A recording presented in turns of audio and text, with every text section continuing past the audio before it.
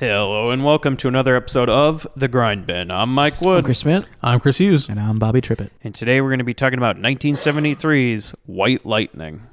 That shine will blind you, boy. More worthless than tits on a warthog. Hey, Bobby, I got the money. Yeah, I made the key. But you're a hooker. Get that goddamn thing out of your mouth. I ain't selling knockers. I don't know. Spooky ain't got no real rhythm. Hello, pizza man. We're gonna play a little game, baby. I just love fun and games. Get a little girl all hot and horny. This is Los Angeles. How the hell would women live? I'm horny. And maybe Daddy would have had to kill himself because he couldn't get it up anymore. What a shame. Come on, just step on the gas before we get green. And more. So guys, another Patreon Select episode this week, White Lightning by John Corbin, one of our great friends there on the Patreon. He also is, he tweets at us sometimes. Thank you, John, very much for your patronage. And you've selected a movie that I'm pretty sure all of us at this table really enjoyed. Yeah. He can select more if he wants. You definitely got the Hughes seal of approval.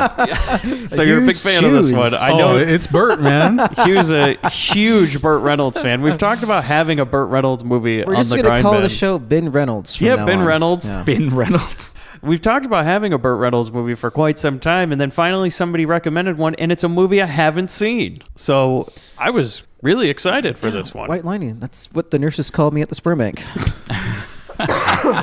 Well, White Lightning, by the way, refers to Moonshine. Oh, really? Yeah, well, just so you know, that's the name of the title. That's what IMDb trivia tells me. One thing not on IMDb, but on Wikipedia, is how much money this movie made. Apparently $6.3 million, Wow. which Wow. it was a success. 1973, Okay. big success. Because do we What's want the to guess inflation? budget here? Budget. I don't have the budget oh, numbers. because I'm going to say it's well under like obviously This thing 100,000. turned This big is like profit if I'd- it made $6 million. I'm gonna I'd say $500,000, maybe. I was going to say 300,000 probably. yeah, okay. Because those cars looked expensive. Yeah. Yeah, and they did some stunts. Yeah. They lost a couple of cars in these stunts.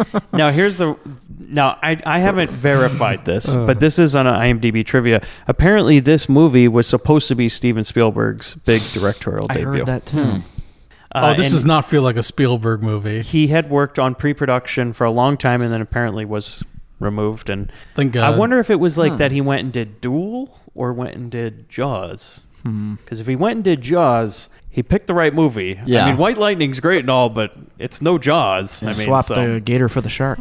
Although, I don't know, maybe Spielberg would have brought something real amazing to this movie. Who knows? Aliens. Or some heartwarming child subplot. Oh, probably. Some real And every AI. gun would be replaced with a walkie-talkie. real Haley Joel Osment moment. Well, the old Spielberg movies, Jaws specifically, there's no, I mean, a child gets eaten, but there's no child-centric plot. This movie, by the way, big fan of Quentin Tarantino. Quentin Tarantino's huge fan of this movie. Is the movie's a fan of Tarantino? Yeah. Does Yes. this inspire like Death Proof at all? Maybe. See, here's the thing: is like this is definitely the drive-in movie that he likes. Like he references Vanishing Point all the time, and in Death Proof, he doesn't mention this movie, which is kind of weird because it also features a number of car chases and in the same type of settings. And you're right, kind of Death Proofy. Yeah. He does, however, poach some of the music for Kill Bill Volume 1. Yes. And the music, Bobby, is written by One Charles Bernstein, who is most famous for creating the iconic Nightmare on Elm Street music. Yeah, It's, so he quite did a the music different. for White Lightning. Was he related to Elmer Bernstein? Oh, that's That's a good question. probably. I don't know. Huh. Yeah, that would have been something good to learn. We here so. at the Grindbin Brain Trust haven't bothered to look into No, this. let's just say yes. He absolutely, without the shadow of a doubt, is. When Quentin Tarantino had his first film fest in Austin, Texas in 1996, this movie was on it. That makes sense. This was the first of many Burt Reynolds good old boy movies is what they call it. And some people say kind of like one of the first Southern car stunt movies because there was dozens after this. Yeah. This movie was a massive success. And it kind of, I would say Burt Reynolds was in Deliverance 1 year before this movie, but this is kind of what vaulted him even more into the mainstream. Much more accessible than that. Would you say More this also enjoyable. kicked off the Hicksploitation boom? Oh, for sure. Yeah. Which we covered Gator Bait, obviously. Oh God. Which has quite a few similarities to this movie, especially right. in the beginning and stuff. I was just like, oh, we're getting another Gator That's Bait. right. Half expected Burt Reynolds to put on the Daisy Dukes. That would have been great if Claudia Jennings was in this. Oh man, She would have kicked his cool. ass. It would have been great. like roller derby Claudia Jennings. Well, you've seen Gator Bait, right? Yeah. Yeah, she still difference. kicks some ass. Yeah. Though I don't necessarily want her doing a car chase. Not anymore. So after this movie was such a success, it actually had a sequel in 1976 called Gator, which apparently is the directorial debut of Burt Reynolds. So stick around. So Grindbin you faithful. wrote, directed, and starred in it? Yeah, and guess what? Gator is definitely not as highly regarded. Yeah. Oh. It's one of those vanity project things. He had such a good time doing this movie. He's like, I'm gonna bring back that character. And Yeah. everyone's like, Now we talked about this before the podcast. There was a time where Burt Reynolds decided he was a comedian, and so he made all his movies very like jokey. Yeah. And it's kind of pre-mustache, post-mustache Burt Reynolds. It's like once he grew the mustache, he became sort of the Norm Macdonald SNL Burt Reynolds. Oh. And so he decided that he was very funny now, and so a lot of his movies were going to be him doing jokes. And if you've ever seen, I believe it's Hooper, the one where he dresses up like a chicken, and Cannonball. Lonnie Anderson's asleep in a bed, and it's a joke about should I rape her, should I not? It's Good like, that's Christ. very funny, Bert. Oh yeah. Okay. And he's like, wow, it's funny. Yeah, it's comedy. God. Yeah. I mean, I'm dating her, so whatever. So this movie filmed in Arkansas, and I don't think you really find out where they are until the very end when you see that police car, which has the Yeah, the because sticker on it where's for it? Are where we they supposed are. to know where it's taking place? I don't think so. Well, we know what county it's in. Yeah. It's a fake county because Yeah. it was Bogan County. Yeah. it was filmed in Benton, Arkansas, and they called it Bogan County. Yeah. That was some kind of Floridian backwater place. Just I could say, yeah, well, the Yeah. bayou, so you know. Just- It's by all the- it's all swamp people. and all the constant sweat on everybody at all times. Yeah, that's a good thing though. I loved how they made it Yeah. such a hot, humid setting throughout Yeah. this whole movie. They didn't make it. That's what it is. Well, That I mean, they place played it sucks. up obviously before. You ever been to Florida in the summer? So you're Yeah. telling me they didn't? They were just Yeah. like, you know what? Don't have the makeup girl. You think they're running around, do you think they're running around Yes. with fucking spray bottles? They definitely were. No, Yeah, man, you pretty sure. instantly fucking sweat there. No, I think It's they true. had someone running around with a can of Pam, just spraying people down. No way people were dripping as bad as they were. Why do you think no woman in this movie has makeup on? Because they're in Oh, Arkansas. good point. Yeah, because they're in Arkansas. Because it melts off, man. They're in Bogan County, Arkansas. It's like, this is back when movies would be like accurate, you know? And Oh it's yeah, like- accurate. well, I just mean like we're in the backwoods. People aren't gonna have like freaking a CVS to go get their goddamn makeup unless you're in Gator Bait, and then in that case she does. And it's So, a Gotta be in bargain. the right part of the swamp. That one lady gets that nice pretty dress. I guess, but I would everybody never looks. see where she gets it from, though. Yeah. You're saying though, like everybody looks authentic in this movie to me. Like Yeah. every Yeah, single I- person looks authentic. I Yeah. literally think it was fucking hot, 110 I agree. humidity, Yeah. just fucking terrible. Yeah, I agree. Probably. It just looked like fucking Everyone looked miserable. passion project. Everyone's shirt was like glazed through their back. Like it looked like a Philly cheesesteak through a brown paper bag every time, everywhere they went. That's how you can tell when shit's filmed in Atlanta, man. In the summer. Yeah, Everybody just everybody's glistens. Yeah. dripping sweat. So I've never seen the show Archer, but apparently it's this movie's referenced by the main character as his favorite movie. Oh, is like White there's a lot Lightning of, there's a lot of. Gator. He's a big Burt Reynolds fan. There's a lot of. If you look at the art on one of the season Blu-rays, he's straight up like decked out as Burt Reynolds. He's got like a bow Oh, and arrow. nice. It's, I mean, to start watching this show. you should actually. But This episode is apparently, brought to you by Archer. Get it today on DVD. apparently, like a running joke is that he always mixes up White Lightning and Gator, and will tell you like scenes that happen. He says they happen in Gator, but they happen in this movie. And that is I'm that's a deep cut. yeah, joke, I'm like, man. Jesus. Yeah. Yeah, that's like, how many people in the audience for Archer are going to get that joke? Just Oh, like, God. It doesn't matter. Bobby? It's only for 3 people. It's for the writer, it's for Bobby, and it's for whoever else. Gator Bait Hughes. 2, Gator State. Like Bobby just standing up going, that's from White Lightning. Come on.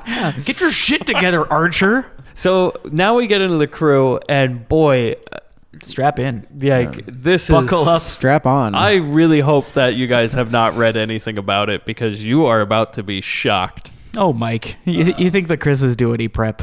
I glossed IMDb, okay? I like the names. Yeah, you like to gloss it, you know. I skimmed it. So the director of the movie, not as crazy as the writer, Joseph Sargent, 92 directing credits. 92. Any porns? No. All legit Shocking. movies. Shocking. This guy is prolific, and he was very highly regarded, believe it or not. He 92 credits, worked all the way till 2008, passed away in 2014. He was 89 years old. So he was directing into his 80s. Well done. He trained at the Actors Studio in New York and then appeared in several Broadway shows during the 1950s. And then he went on to direct a number of TV shows and films. For TV, he did Lassie, 14 episodes of that show, 8 episodes of Gunsmoke, 11 episodes of The Man from U.N.C.L.E. Man, those Lassie car chases were bitching. No more. He did basically every show. I didn't know Lassie could work a stick. When Lassie and Toonses got in that drag race. Yeah, all bets are off. I hope that was never a line in the show. I didn't know Lassie could work a stick. In the 1970s, he started to direct mostly movies, some TV movies. 1970, Colossus, The Forbidden Project. 1972, The Man. Have you ever heard of this movie? The Man. The Man. No, never heard of this, right? No. Stars James Earl Jones No. as As the titular okay, man. so somebody has totally ripped this off, by the way. It's basically that show with Kiefer Sutherland right now called Designated Survivor. Yeah. Yeah, well, The Man stars James Earl Jones, and he is the designated survivor who He's the man. becomes president, and he's the first black president. Huh. 1972, The Man. I like the implication there that the only way we're getting a black president is if everyone else dies. And apparently, he goes on to bring the country together. Just like it happened in real life. Yep. Does The it call country was himself, better like- off afterwards. Yep. Did they call him President the Man? I don't know, but maybe he went up and he said, "All right, I'm the man now," and that was the whole Fuck movie. yeah. So No, he's And the then Sean government Connery stood up and now. went, "You're the man now, dog." Yeah. it was rated PG, so it was a Oh, well, it nice can't be family good. picture that literally nobody's seen. There was about 80 people that have reviewed it on IMDb. So a lost James Earl Jones movie. Maybe sit critical watching. Yeah. Yeah, I'm sure he reviewed it. No boobs. 1974. Although that's 70s PG. And I remember my dad renting Outlaw Josie Wales, and I think there's 70s PG, you get 2 F-bombs and a titty. there's a rape scene. There's a rape scene in in Outlaw shit. Josie Wales, and I saw that as a 10-year-old, and we How were just many- like, "Whoops!" How many Clint Eastwood westerns have a rape in it? That's what parents would say whenever I like don't- some I scene don't like have that a number came on for TV. you. I want like, numbers, Hughes. I remember watching Caddyshack on a vacation when I was like 8, and the guy who put it on was like, "Oh, forgot this was rated R." Yeah, it's. I remember I was once helping a little kid out at Barnes and Noble because his parents are like, "I'll let you pick a DVD, but it has to be something that's PG. You can't have anything R-rated." And I was like, letting the kid know which '80s movies had like nudity and gore and stuff like that. Yeah. He was holding a copy of Killer Clowns. I'm like, that's pretty solid. There's a decapitation in Cool. that, even though it's No, PG. that's PG. Mom's not gonna watch it with you. Yeah, it's not R. Yeah, 80s Oh PG, my yeah. God. It's like if you want to get That's away with right. something, here's what you need to look at. It was PS pre-short round. That's right. That's what did it. That's what did it. That's what brought us PG-13. because children are our future and they should live their best lives. Yeah. That pile of shit movie. He directed 1974, The Taking of Pelham 123. That's got to be his career high point, right? Um, Like, no joke. I fucking love that movie. What, you wouldn't say it was 1987's Jaws: The Revenge? Ooh, that's tough. Just for. No, the original Taking of Pelham is really solid. Yeah, he directed And it. the remake's not bad either, No, I honestly. don't think it's bad. I heard it's good. It's one of the John Travolta performances that I really enjoyed. Like The Punisher? Yeah, it's right up there with The Punisher. Oh, God. Battlefield Earth. No, I gotta tell you, you want to see John Travolta chewing up the scenery, The Punisher, because that one, wow. No, what's the From Paris with Love? Have you seen that one? No, I have not. Oh my god! Because he's like the badass quipping action hero in that one. He's got like a Ooh. goatee and he's bald, and he's just quipping and blowing people up, man. John It's- Travolta? Yeah. Did you see him in White Man's Burden? Oh my god! Where he I didn't think plays- anyone else had seen that movie. Oh, I have. Yeah. You What a- haven't what a Have you seen that concept. one? No, I've never seen that one. Harry It's- Belafonte and John Travolta in an alternate universe where white men and black men have swapped their social standing. Wow. And Travolta has like the dialect and the. Oh, no. Yeah. Oh, wow. Yeah, Yeah. they've swapped everything. So Harry Belafonte is this well-to-do black man, and John Travolta is this urban white And man. he's like, shit. It's there's a reason it's forgotten. Oh, we should time. take that one of John Travolta, but take him and put him into Broken Arrow. Yeah, okay. I was going to say, he's almost doing that in Broken Arrow. Yeah. It feels like John Woo showed up to set and he's like, all right, John, I got all these ideas. He goes, no, I got it. I said, God damn, what a rush. You know what's funny? That's kind of a genre of John Travolta, too. In Taking of Pelham, the remake, he's like Street Travolta. Oh, God. And Street Travolta is borderline offensive. Genre Travolta. Travolta. It is genre Travolta. That's a good one. I'm going to make it straight. I mean, have you seen Broken Arrow recently? No. Holy shit. Go back and watch it. I remember that movie being highly regarded. I literally only remember him yelling at Howie Long. He is fantastic in that movie. He's fucking tap dancing all over the set. He is. He's tap dancing around. He says that goddamn what a rush. I liked him. There was a good Travolta because you got that. You got Broken Arrow, Face Off. Oh, Face Off. I mean, come on. Hey, how about Swordfish? Swordfish was great. Okay, so I like fat John Travolta. There's he was fat and Punisher. Genre Travolta. Yeah, and he was fat and fucking Swordfish. Yeah, the fat Travolta, genre Travolta, one of the best. I mean, Hairspray. Oh, Hairspray. Super fat Travolta. What the idea? Like, John Woo, he gets him in Broken Arrow. He's like, we got to replace this fucking Slater guy. Get Nicolas Cage in here, and then those two going at each other. I mean, it's still classic. I said, God damn, what a rush.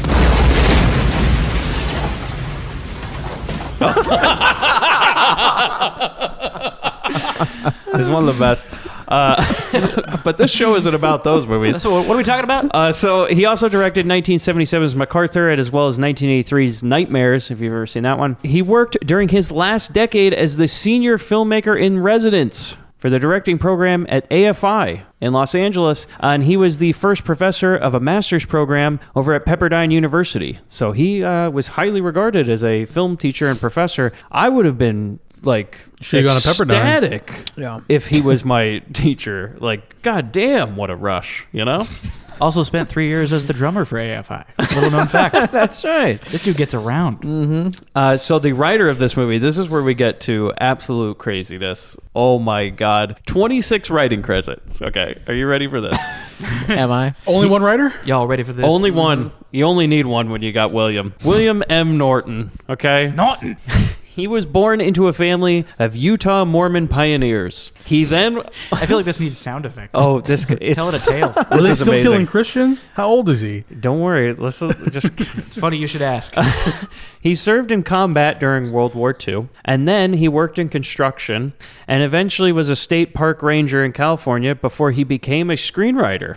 He started writing short stories for literary magazines, as well as some small plays in LA during the 1950s and 60s. Then he became a member of the Communist Party and a civil rights activist as a young man. He was called before the House Un-American Activities Committee in 1958, and then moved to Cuba and stayed for only a year when he was disillusioned with socialism. He then had to be smuggled back into America through Mexico. He risked arrest, but apparently the FBI just didn't give a shit anymore and was just like, fuck it. So he moved back to the U.S. When his daughter Sally smuggled him from Tijuana to L.A. Oh my God. But that's not where it ends. A movie about this guy. I want to know how that smuggling happened. That needs to be a film. Well, Chris, it's going to get better. I think somebody needs to write a movie about this guy because that's where his story begins.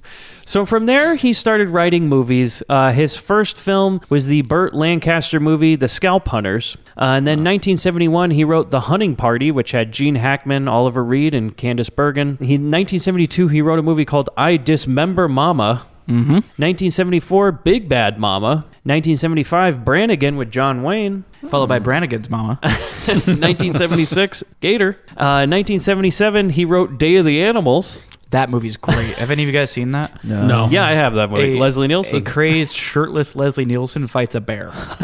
It was a TV movie. It's crazy. There's like a thing in the atmosphere that causes all the animals to turn against humans. Yeah, it's like dogs, but with every animal. Yeah. So it's like a faster Revenant. It's not fast. Oh. It's one of those It's almost TV like movies. a Shyamalan concept almost. Oh, it totally is. Yes, it's like The Happening. But that's the highlight of the film, though, is just like fucking Leslie Nielsen. Because it's before he became funny Leslie Okay, Nielsen. that's when my he was like question. serious actor Leslie Yeah. Nielsen. So he's like, come on! I can't picture him as anything other than funny Leslie Nielsen. And that's what makes it so great in hindsight. You Oh, go back wow. and he's like really trying to fight a bear. Yeah, when Bobby said he was shirtless fighting a bear, it wasn't Naked Gun style. That was Yeah. real. 1985, though, the writer moved to Ireland, where he was arrested and imprisoned for 2 years, along with his wife, after they tried to smuggle guns to the Catholics fighting against the IRA. Holy shit. He then, after 2 years in a prison in France, moved to Nicaragua, where he shot and killed a man who robbed his house and tied him up, and he broke free and shot the guy dead. Fuck yeah. Oh, you know what? This guy. And then the cop said the shooting was justified, and then he got bored and moved back to L.A. Yeah, well, This guy's amazing. He died in 2010 at the age of 85. you know, take one, leave one. I have never read a more interesting backstory on anybody that's ever made one of these movies before. This guy, I mean, and when you look at this movie, you're like, whoever wrote this movie has life experiences. Definitely. Because this guy has seen it all, man. And just think, 15 years after this or whatever, he's spending time in a French prison. So I do like the side stories that they have going on here that they don't show, but they'll just drop a nugget in the middle of the dialogue. Yeah. It's funny considering the backstory for this writer to think about the moments where these hicks are talking about like fucking communist hippies and all their stuff. Oh, yeah. Like, man, he's really getting some stuff off his chest about about these conservative white dudes. yeah, I think so. And then the last person I'm going to mention from the crew was Hal Needham, who's the stunt coordinator on this movie, but he's known for stunt work, 104 credits for stunt work, including most of Burt Reynolds' stuff. And man, did some work on this one. Hollywood stuntman. However, he also directed 20 movies, including Smokey and the Bandit 1 and 2, Hooper, Cannonball Run 1 and 2, Megaforce, Stroker Ace, Oh, man, Megaforce. and a movie called... Basically live action G.I. Joe before G.I. Joe. I know, probably Megaforce is going to show up on here. I hope so. The DVD is expensive, so... Yeah. And then a movie called Body Slam, starring Roddy Piper. That's going to have to end up on our show, I think too. so, too. Hal Needham directed that. That's fantastic. So future Grindbin All-Star. So, for sure. The cast, he may have been already because he's done so much stunt work. I don't know. We've Undoubtedly. probably covered one of his movies Raw before. Force. Yeah. Yeah. He was at least like a samurai getting thrown around. So the cast is going to be a little bit different today because almost everybody's a heavy hitter. Yeah. Burt Reynolds, Maybe you've heard of him. Gator McCluskey needs no introduction. So we'll move on to the next person. But this was the start of his good old boy movies. Now, I just want to say, just so you have an idea of where this was in his career, he started in 1959 with TV, eventually moved into movies during the late 60s, and then his big breakout role, 1972's Deliverance, was made 1 year before this, with one of the co-stars from this movie, which is interesting. So it must have been Burt Reynolds bringing on somebody else we're going to mention in a minute. And this movie was made right before Longest Yard. Wow. And then That's Gator... a hell of a run. Right 3 years. Bam, and bam, then bam. Gator was made Kind of get it. You know? right before Smokey and the Bandit. Oh, shit. So it was Gator and then Smokey and the Bandit. Man, dude was untouchable back then. Yeah. And there's just dozens of movies. Like I said before we were recording, you could make a whole podcast about Burt Reynolds. Oh, He's absolutely. done so many things. Jennifer Billingsley, who plays... I would just love to do like a mustache podcast. Just like only actors that have mustaches. Oh, and that's just a good cover one. those Dude, movies. Stash Cast. Stash cast for sure. Yeah, there you go. Jennifer Billingsley, who plays Lou, 33 credits, which I kind of found surprising. I thought she's been in more. She was born in Hawaii to a military family. Her film debut was 1964's Lady in the Cage, which was a James Caan movie. She landed a recurring role on General Hospital soon after that, and she appeared in a number of 70s drive-in movies, including 1970's Cece and Company, which stars Joe Namath, and Margaret, and Grindbin All-Stars William Smith and Sid Haig. William Smith shit. from Police Women as well as Dr. Minx. 1971 Brute Core. 1971 Welcome Home Soldier Boys, which is a Joe Don Baker movie. 1974 The Thirsty Dead, which is apparently just horrible. And then 1976 Hollywood Man, which stars Grindbin All-Star William Smith. It's like one of his few starring movies, and I'm Yeah. like, we need to watch that. Wow. Hell yeah. She appeared in TV, and then nobody knows what happened to her. Basically, just stopped acting. Apparently, she's still alive. I've looked. Tried Another it. one to the bin files. Ned Beatty, who plays Sheriff J.C. Connors in this movie. And I have to say, my favorite character. Yeah, mine too. Ned Beatty is a great character actor. The guy has been in tons and tons of movies. He has 167 credits. His most famous role was probably 1972's Deliverance. He's the guy who got raped in that movie. And apparently, that's what people still come up to him to this day and say shit like, we want you to squeal like a pig or something. And he gets so pissed off when somebody says that to him because he's like, he's a rougher guy than he seemed like in Deliverance, I guess. And apparently there's some interview with him. He says, next guy who says that to me, I'm going to punch him right in the face. You know what, though? Justified. Yeah. Who wouldn't be pissed off after years of that? That was his first movie, too. Like, I don't So care it's who just you are. I know. Like fucking Ryan Seacrest would probably belt somebody after a while. So some other movies that Ned Beatty was in, besides his first movie being Deliverance, 1973, The Last American Hero, which I believe is a Jeff Bridges movie. 1976, Network, fantastic movie. Amazing. Good movie. 1976, All the President's Men. Good movie. 1977, Exorcist 2. Almost made that. That almost made it to Yeah, the. well, I was gonna say, we'll see you in summer November. sequel month. Blairvember. Or was it? It could have been either. It could have been either. Yeah, you're right. 1978, though, he picked it up with Superman. He was in that one. Otisburg. Yeah, and Superman 2. He's so 1979, good in those. he was in Wise Blood, which is a Flannery O'Connor adaptation directed by Grindbin all-star John Huston. Oh, cool. It stars Brad Dourif. That's rad. Chucky's Brad Dourif. Yeah, that's awesome. That is a great Cool. movie, by the way. It's Fuck on yeah. Criterion. Watch it. You know, Brad- Much better in Tentacles. Brad Dourif is really thank underrated God. as an actor. People remember him mostly for Chucky, but he's great. I know. Well, check out Wise Blood. Yeah. It's a great movie. Hughes, one of your favorites, 1979. He appeared in 1941. Perfect. Great movie. Steven Spielberg. Then Yeah, he he's- he went back to Reynolds movies because he was in 1983's Stroker Ace. And then he was in 1986's Back to School. With Rodney Dangerfield. He played the dean. I was like, that's such a perfect role for him. Anyways, yeah. I'm a huge fan of Ned Beatty. I think he's a fantastic character actor. Never really got his due, I don't think, in terms of credit for awards or anything. Yeah, really underappreciated. I think he's up for a Benny. A Coming Benny? again, Yeah. Well, that would be a shame to his career, to be honest. he gets the Lifetime Achievement Benny. Sometime the art that you leave behind is everything that you always needed. Yeah, that's a very... That's pretty sweet of you. Yeah. He stopped acting in 2003. He was doing some voice roles during the end of his career. Hughes, you'll love this, though. You know what one of his last voice roles was? He was the mayor in Rango. Is that the Western movie with the guy? Yes, it's the With fucking with Johnny Depp. gecko adaptation of Django, as Modern Hughes film says. that haunts the bin. The movie we could never get away from. As Hughes will always say, the cartoon adaptation of Franco Nero's Django, Rango. God damn you, But a Hughes. cartoon gecko I like how that's a thing. dragging in this around a universe. coffin. Become a, It's a cartoon that darn gecko, gecko. dragging around a coffin, Oh, okay. right?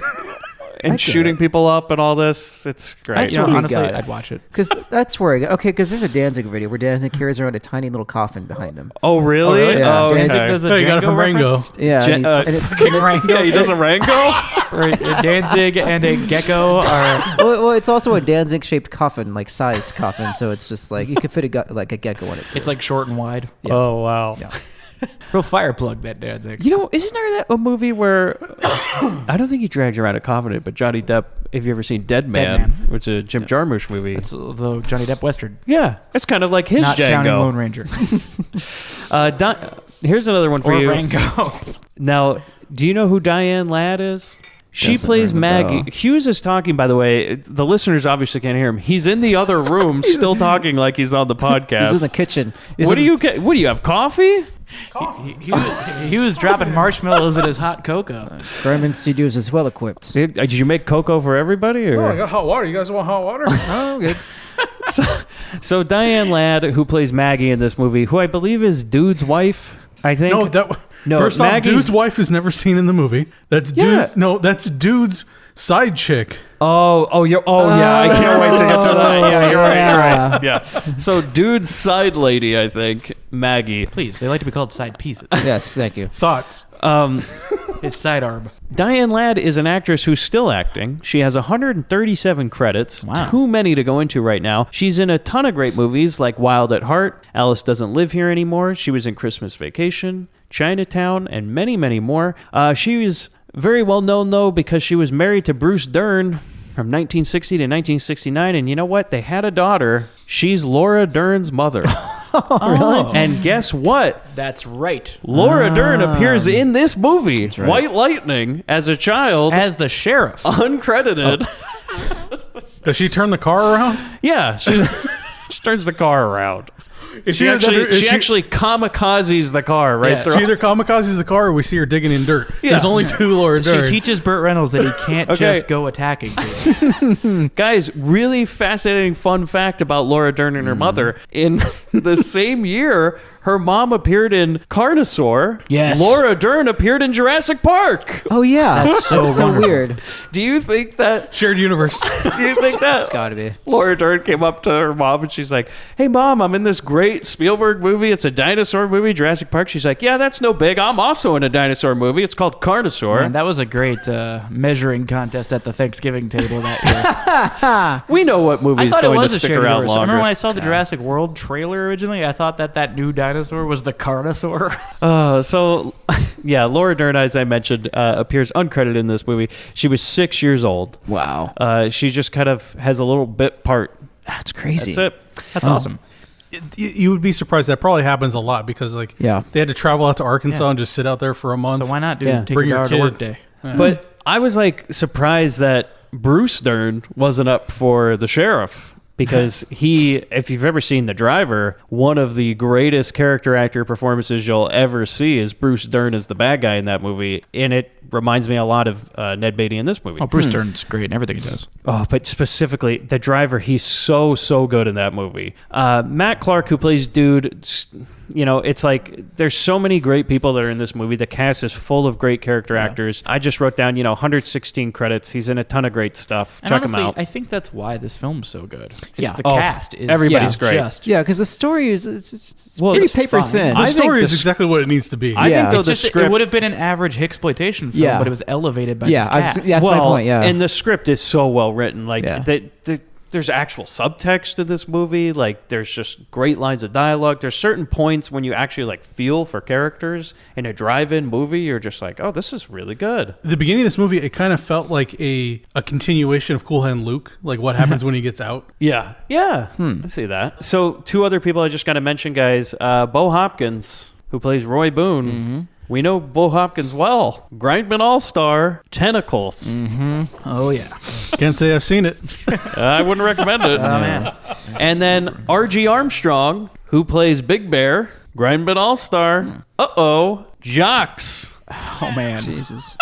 He's the head of the. Remember how Jocks is so confusing that like Christopher Lee's the dean, but then there's also the head of the athletic department and the coach. Yeah. He plays the head of the athletic department. He's the guy who kicks the soccer ball from that girl. That's right, yeah. And we were pretty sure that That was scripted. Yeah. So that's all I have before we get into the movie. You guys have anything to mention before we get into it? I'm good. Yeah. So we start people rowing boats in a swamp. Yeah, we open on Boggy Creek. Little swamp justice. This is when We're you just think this could picking and a be grinning through the swamp. like a real gator bait movie. Is it opens up like one? Yeah, people are tied, bound, and just ready for an execution by swamp. It was shocking. But it's It the is very cops shocking. that are doing it. Yeah. So That's the shocking part. two cops are in a canoe, and they got a canoe tied to them where two guys are tied up. They lead them out into the swamp, and then they shoot the boat, so the guys drown. And the people in the other boat are tied to concrete blocks to ensure that Jesus. they don't just float when the boat sinks, that they're going down with the ship. Do you think this is what they cut out of like Live PD when you watch that? I don't think. Oh my god. What's live PD? You haven't watched Live PD Oh on my God, it's awesome. AMC? No, it's something like that. I'm with you, Mike. I don't know what this I is. have no idea. Oh, Explain it's, to me. it's basically cops but live Yeah, it's geez. as it happens throughout different Oh, parts of man. the country. and there's literally like a person that's orchestrating it from a control center. Like, okay, that's all that we're gonna do from Denver. Now cut to Atlanta. Oh, I thought you meant like was it Impractical Jokers? Someone's in the controls there, like now plant drugs on him. He's like he's doing it. He's actually doing it. He's got a gun. He's got a gun. Whack, whack, whack, whack, whack. Oh, so I'm assuming they cut away very fast a lot of times. No, There's definitely a delay. Yeah, there's got to be a delay, man. And so this execution, there's got to be a quieter way to do that. You would Yeah, think. because okay, so Ned Beatty takes out a shotgun and goes BAM! Yeah. But no, I don't know though, because Like birds are flying away from the sound. Someone hurts. Ned Beatty runs a tight ship, and like if you fuck with him, he's going after you. and you don't fuck with swamp people, man. That's No, the truth. and And you you got to think that certainly- in that deep south, like on the bayou, like people are discharging shotguns all the time. Like Yeah, you Yeah. hear a gunshot, you don't think twice. That's called going to the store to get something to eat. Yeah. Right. That's a wedding. So Gotta drag it home. Bang. The Dinner. The dog pops up holding 2 ducks. So the next scene is we go to like the prison auto shop, which is like, you go to this prison. At first I was like, wait, this is prison? Yeah, I wasn't sure. I didn't know God it was damn. a prison at first. Yeah, I was like, oh, he's just a body mechanic. At This first. is prison. There's no. This is, by the way, federal prison, and apparently they never heard of a fence. Apparently, in federal prison, you can just work on car motors. You can just kind of hang out. It looks kind of nice. Yeah, I was You know, like, this looks like a Club Med. Like you get a nice hobby, you get 3 squares, a little time in the yard. Yeah. Like, Everybody's all nice to each other. I got to get into one of these prisons. Couple That's of better than my own living couple of situation. Playboys, beer here and there. I mean, Burt Reynolds got his shirt off. Like, so he's not even in his jumpsuit. Nah. He's just like shirt off, working on an engine. And like this is a different time period too, so you probably aren't forced to join the Aryan Brotherhood. Everyone's just like, "Hey, what's up, Bert?" like there's Hey, like let me see that wrench real quick. there's like white prisoners, black prisoners. They're all friends, Yeah. and they're just getting all This is a along. utopian prison, man. Yeah. And so he's like, hey guys, what's going on? We're working on this motor. And then this warden, I think, is it like supposed to be the warden or just like the head prison guard or I think somebody? it's the shows warden. up? Yeah. So the warden shows up again, pats him on the shoulder. He's like, hey Bert, how you doing? Huh? How you doing, Gator? How's that coming along? man. Huh? And he says It's something- like the cool substitute teacher. It's Yeah. like, oh, the cool warden's here. yeah, and he says something. He's like, I bet you'd love that engine for running shine, huh? And he's like, boy, howdy, I would. Which, by the way, I do have to say, Burt Reynolds' performance in this movie, fantastic. Yeah. Like, very understated how good of an actor he is when he wants to be. Especially in because Deliverance, he's fantastic. He's very, very good in that movie. And this one, he's continuing it. So, I hate to say, I always confused him and Tom Selleck. I thought they were both the same people. well, I'd say like when Burt Reynolds is stash doing is a like, stash. yeah. when Burt Reynolds does serious work, like, pre-mustache, Yeah. he's a much better actor than Tom Selleck. That's where you you really see the difference. Yeah.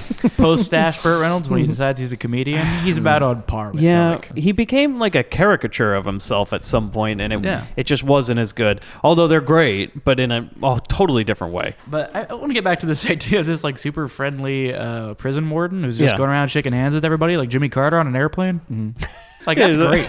He's friends with all the prisoners, and he goes like, "Hey," He's doing like a fake flinch. Hey, watch out for that guy. He's in here for murder. No. but then he's like, "Hey, Gator, apparently there's somebody to visit you in the old mess hall." And so then we cut to the mess hall. It's all empty. And Gator goes in there, and there's some woman in there. And she says, hey, just want to tell you, your brother was murdered. And He does not take this well. yeah, I'd say so. So the next scene is him in bed. And I guess, like, in this prison, they all sleep in, like, a big, like, army barracks or something. They all sleep in a row of, like, 40 cots in a room. Yep. Oh, cots. Sorry, I misheard that. 40 cops. No, Cocks. come on. No, This I is know. With a C I get it, Hughes. and a K Yeah. Uh-huh. together. Talking about wieners. Yeah. Peni. Yeah. Together. Epididymis. Thank you know, Hughes. with this prison though, it feels like, the boys are getting kind of restless. Why don't we call them the stripper boys? That's how this prison seems like that. Gotta lighten everything up around here. Or like again, there's no fence. I feel like at some point Gator's like, hey, you know what? I'm gonna go to town tonight. All right? Something special for all you boys here trapped. I bring you the dancing bear. They're just like, we're gonna have conjugal day, boys. Going out to the whorehouse. Have a time. All right? It's on Uncle Sam. Okay? It's like hand him a roll of quarters and send him to the arcade. Yeah. He's laying in his bed, his cot. And then a guard comes up and he's like, Gator, you're supposed to be working on that goddamn engine. He just stands up and then just starts punching this guy like, fuck you. Just lays into this guard. To be a little more accurate, he was given like 5 days off to mourn. And they, At a prison. that's You know what, Gator? You can be off for 5 days from the prison, all right? They absolutely do Best that. prison. And then he goes like, "Hey, you've been laid up for 5 days. It's time to get back to work." And that's when he beats him He's up. got to make them alligator tears. You know what I mean? Don't give me he them comes up, crocodile he's like, tears. it's been 5 days, you puss. Get back to working on the engines. And so he gives him like a whole bunch of punches in the gut. He really works him like a heavy bag. And then he just starts booking it. And he's running, and everybody's just... Well, at first he just kind of walks... Does like a little power walk. Yeah, he's doing a very stern, like... Because like it's hot. You got to pace yourself. Terminator Yeah. walk. Yeah, he's doing the Terminator Walking walk with a purpose. out of the prison. And people are just like, hey, Gator. Yeah, You they know? even go so far. You see the guy in the guard tower waves to him as he's walking Yeah, he's by. like, he doesn't "Hey, shoot at Gator." him. He's just like, hey, Gator. And then when he sees him walk past, he's like, oh, shit. And he gets on the phone. Oh, he is leaving, isn't he? Then you just cut to Burt Reynolds running outside the prison. Again, there is a fence. It's like a one piece of wood. No problem. Like, it's lower than a hurdle. It's not than an challenging. Olympic hurdle. It's like at a dog show. Yeah. And he just kind of hops over it. And then they come running after him with dogs, and they're in the river and everything. And he's running. And I love this part. All of a sudden, you cut to the warden on a horse. And he just goes, Gator, what the hell you think you're doing? It's a great, like, they pan over, and there's the he's warden just there, like, waiting. Hey, Gator. And he just turns around, goes back.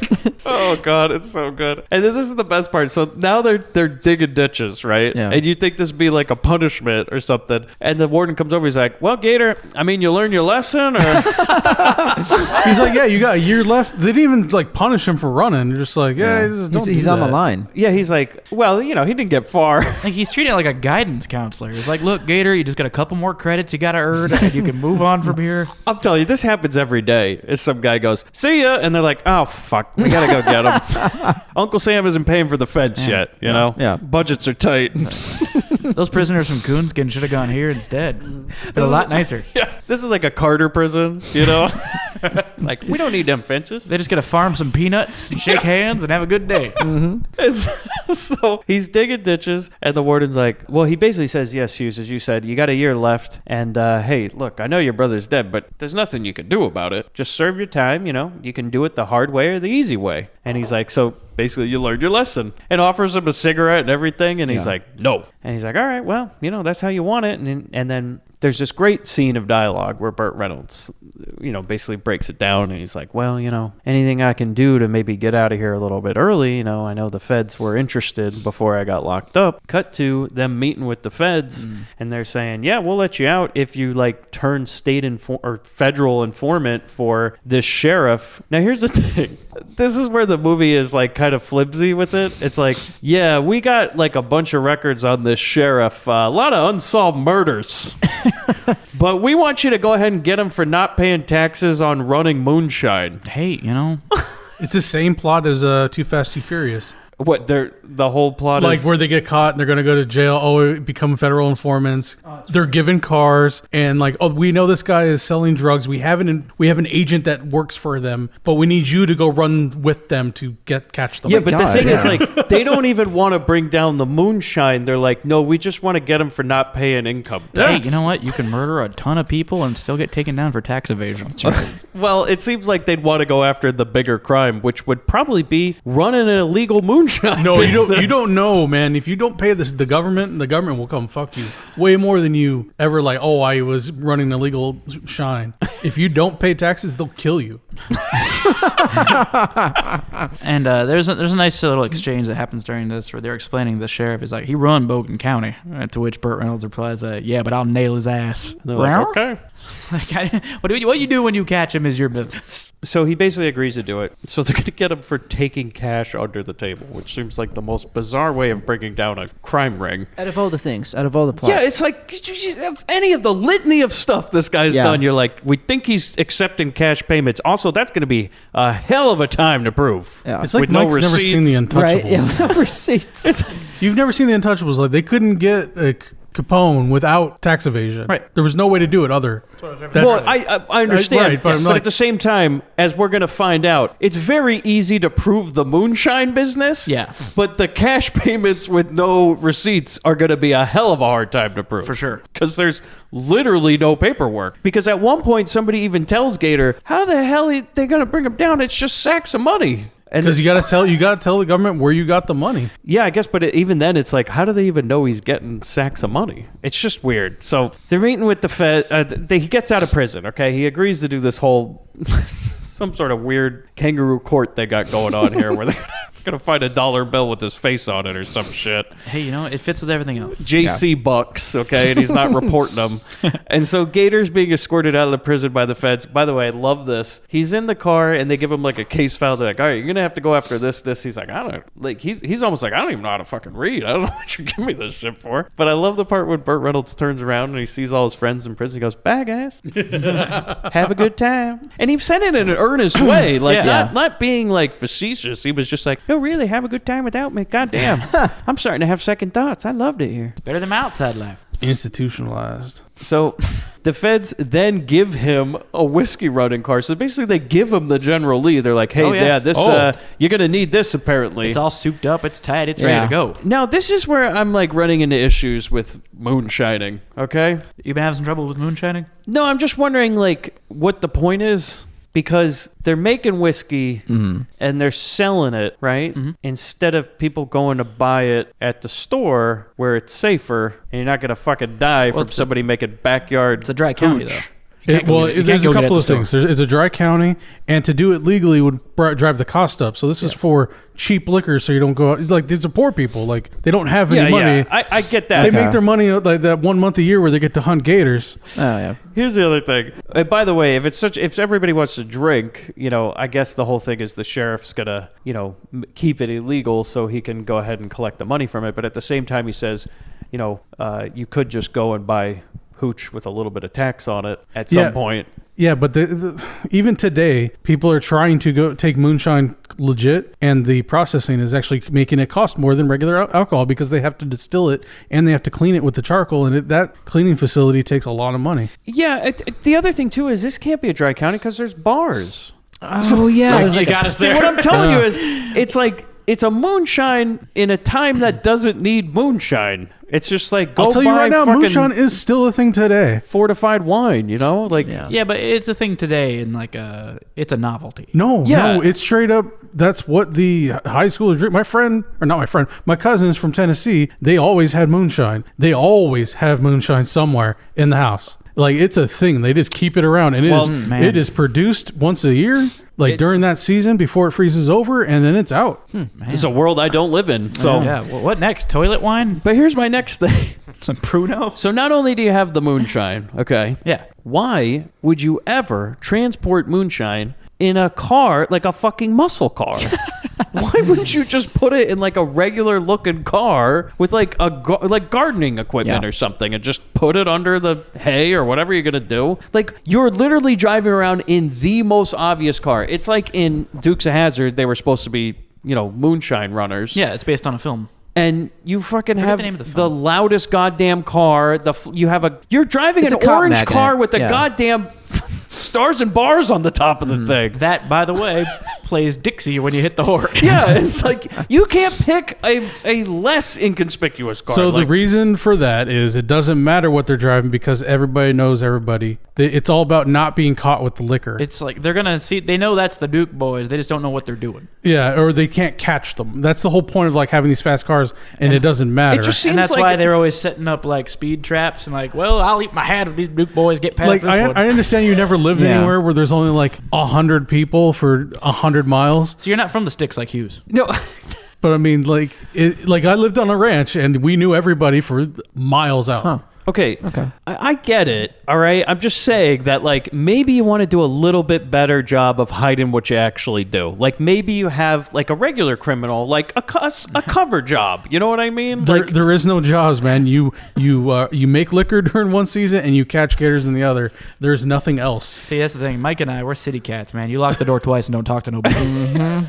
Yeah, don't make eye contact. Get back in the house. And here's the other thing. Okay, with this whole moonshining and running and all this stuff, they all go to jail. Every single one of them's like, yeah, I've already been in jail once, And they're like, by the way, first time you get caught, it's probation. Second time, you got to do 5 years. And it's like, then what?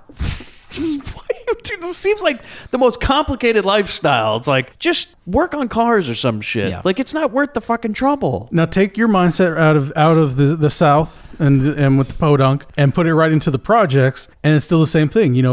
Everybody gets caught and they all go to jail, but they all come back and still do it. Yeah. Because there's no other money. There's no other Urban doing moonshining? something. Something illegal. Okay. Right? I just was like, just thinking about it to myself, like, is this like supposed to take place in a different time period or something? Because the moonshining the business 70s. seems like just bizarre to me. Yes, 70s, obviously. the but car he's driving is 1971. also, it's just like, it just seemed to me like you wouldn't want the loudest car ever. No, because not then the by any cops can stretch. hear you coming. Yeah, but back in like 71, 72, every car was the loudest car ever. Yeah. the only way to get him to go fast. Dude's not driving a Leaf. See, now, if you're going to run moonshine in modern day, You're doing a Tesla. yeah, the Tesla. Bullshit! You do not drive. I drove a Scion through Ohio, and everybody looks at you like, "Where you boys from?"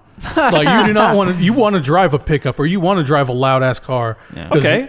A Prius pickup. No. Or, Prius hybrid pickup. pickup. Pickup. Yeah. If that shit ain't American, get the fuck out. Gator is given this sensitive mission. He's given a nice suit and he's given the car, and he immediately starts driving like an asshole. Yeah, okay, so here's the other thing. They give him a suit. It's Yeah. like you Which want he to kind of run Which, Moonshine. as he drives away, he is peeling off. Yeah. Like the jacket is going out the window of the car. Suit. They're like, this is going to work well, right, Gator? Like, this is how moonshiners dress? I was hoping Like he fucking would. Colonel Sanders. I was hoping he wouldn't just stop with the jacket and the tie. Just as he keeps driving, you just see like shoes going out, a pair of He's pants. just butt naked. He's Where he gets just there. nude doing 90 in this thing.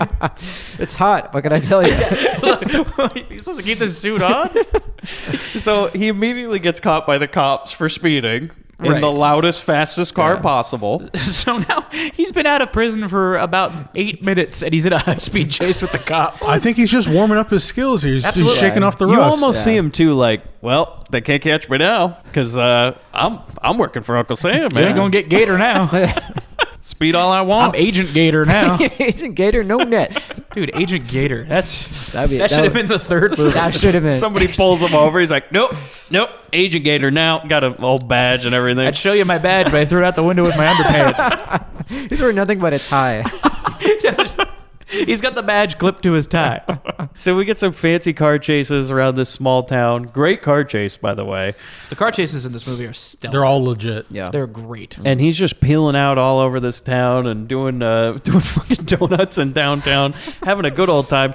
Pulls to the side of the road for a while to talk to some girls. Yeah, and while he's doing that, he's drinking a tall boy out of a paper bag. So I'm like, so not only has he had a high-speed chase with the cops, lost him, and now he's trying to pick up on teen girls while drinking and driving. Okay, again, not a dry county. That's true. Or maybe he was driving into the county. Who knows how? But he was driving real fast. Yeah, you don't went know to a how different big- state for a second. You don't know how big these counties are in there. There could be a lot of tiny counties. Well, when you got Counties within counties. the Yeah, Rory counties Moore within book of counties. dating in this case. It's like trying to figure out Los Angeles. Oh, that this picking up on these girls. Yikes. Is he really picking them up? They know who he is. Well, It's they're kind like of all referenced over later him. in the movie too, where someone calls him a cradle robber. So he's just going for anything that's distinctly female. Well, that does make actually that scene though makes sense. Yeah, we'll there's get a to reason he was talking to him. But yeah, in this scene when he says "woo wee, girl," last time I saw you, you were flat chested. I was like, oh, that's God. wonderful. Well, and he's been in that is jail when for like this 5 becomes years. a real Grindbin movie. Yeah, Yeah, he'll go back for 5 more years. You know.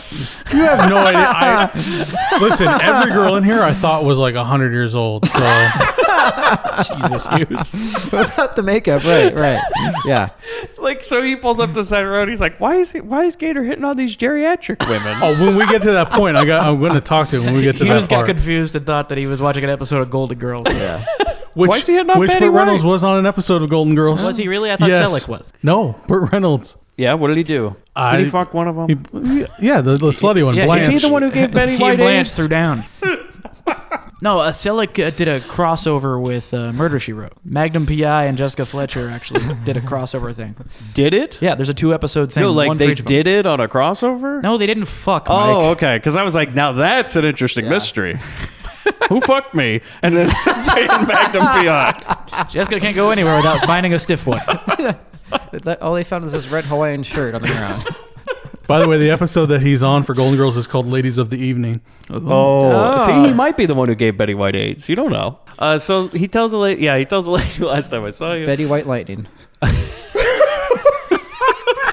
That's the remake I want. This exact movie, but instead of Burt Reynolds, it's Betty White. I think that, okay, I do love this, by the way. There's a lot of references of like him being named Gator and them always making a comment about it because she's like, Gator, like that name. And he's like, yeah, get me excited. I'll eat you up. Love it. Yeah. It's weird because, like, as we'll find out in a second, even his parents call him Gator. Yeah, so he For goes his to father, visit. at least. I liked how they did this transition, by the way. She says, like, are you going to visit your family? And then all of a sudden the music swells to being dramatic to show that Gator isn't thinking about this conversation anymore. And he's like, oh, shit, that's right. My brother was murdered. It's really weird because they still continue the dialogue. Yeah, and but it they've was great. taken out any Yeah. voice. It was great. Yeah. And so we go, and it's a great way to just set the tone. Is like, no, we're getting serious now. Yeah. We go to the home where his parents live. We go to the Kent farm. like you said, Hughes, this is when you first notice everybody is just fucking dripping sweat. The whole time. It's just a big wet T-shirt contest. Now, This whole what kind of thing. farm is he on? Because it looked to me like a Jimmy tobacco. Carter's peanut farm. Looked like a tobacco farm. Oh, could be Was a it? tobacco I don't- farm. we never get Could into be. what It it Could is. be a peanut farm. You can see it in the back. So, But yeah, he's- Mom, Pa Kent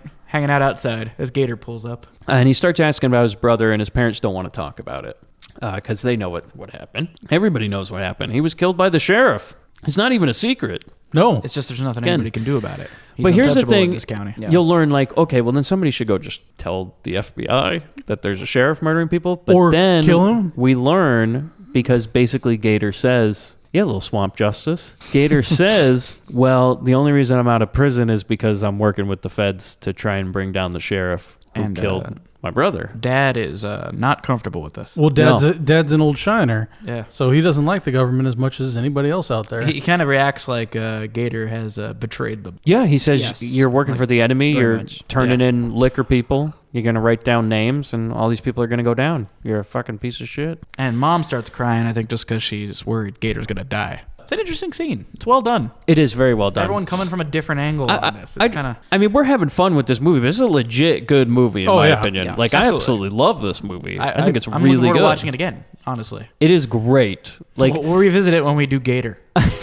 it reminds me of like an old Walter Hill movie that stars Charles Bronson that I did talk about briefly on this show, where I said I saw that movie where Charles Bronson said to the woman, you know, I'll come back, when she's all mad.